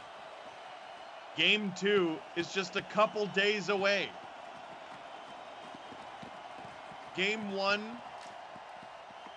saw 15 goals scored. Heck, there's 20 seconds to go. We might see 2 or 3 more. No. Oh, here we go. We're getting, wow! Kassian and Lucic. The gloves don't even get dropped in this one. Oh, how dare you not give us that fight. Kassian, so Cassian's going to seem like the aggressor there, but he didn't like that Lucic was laying the lumber on one of the Oilers. I didn't see who. It looked like Lucic was playing the puck back to just kill the clock. Oh boy, and we're going to get, I told you it was going to be ugly. Duncan Keith in there. Zadorov. There's a lot of big fellas on the ice right now. Not a lot of punches being thrown, but a lot of headlocks. A lot of Christmas card information being exchanged, I'm sure. And look at Lucic's giving him a couple of hacks, he not responding, and then Archibald and Daryl Sutter could be, he could be sitting in traffic. Daryl Sutter has the same face during a 15-goal playoff win that he has at the DMV. Like, Daryl Sutter is the most entertaining human being in the world. This is what I was talking about. Lucic laying the lumber. Kassian doing his job. He didn't like it. And Lucic just, whoa. Got involved at the end, but it is now officially done. And I don't know if they're going to put any time back on the clock. No, they don't. That's the right call. That's the right call. The Calgary Flames win Game 1 of the Battle of Alberta. What a carnival. On Friday night. What a festival. What a circus. All of those words. Calgary Flames beat the Edmonton Oilers 9-6. It feels so dumb to say. Nice. Thanks for watching. Watch the Stanley Cup playoffs with Steve Dangle. Watch the Battle of Alberta with Steve Dangle. I'm Steve Dangle. Click like, click subscribe. Tell all your friends. What more is there to say about that game? What more is there to say about the Battle of Alberta? How lucky are we as hockey fans that that is only Game 1 of this thing, and we are guaranteed at least 3 more. Flames fans, don't take this the wrong way. Please be more than 3 more. Give me some more of that, because that was ridiculous. And I can't believe we're back at it again in about 48 hours. Well, you will be. Unfortunately, I won't be there. Grav, you're going to love him, is going to do games 2 and 3 of this series. You're going to love this kid. I'm serious. Unbelievable energy. And that'll be watch the Stanley Cup playoffs with Grav. But for now, that is it for this ridiculous game. Thank you very much for watching. Click like if you like the stream. Click subscribe if you really liked it. Tell all your friends. Battle of Alberta might be worth checking out.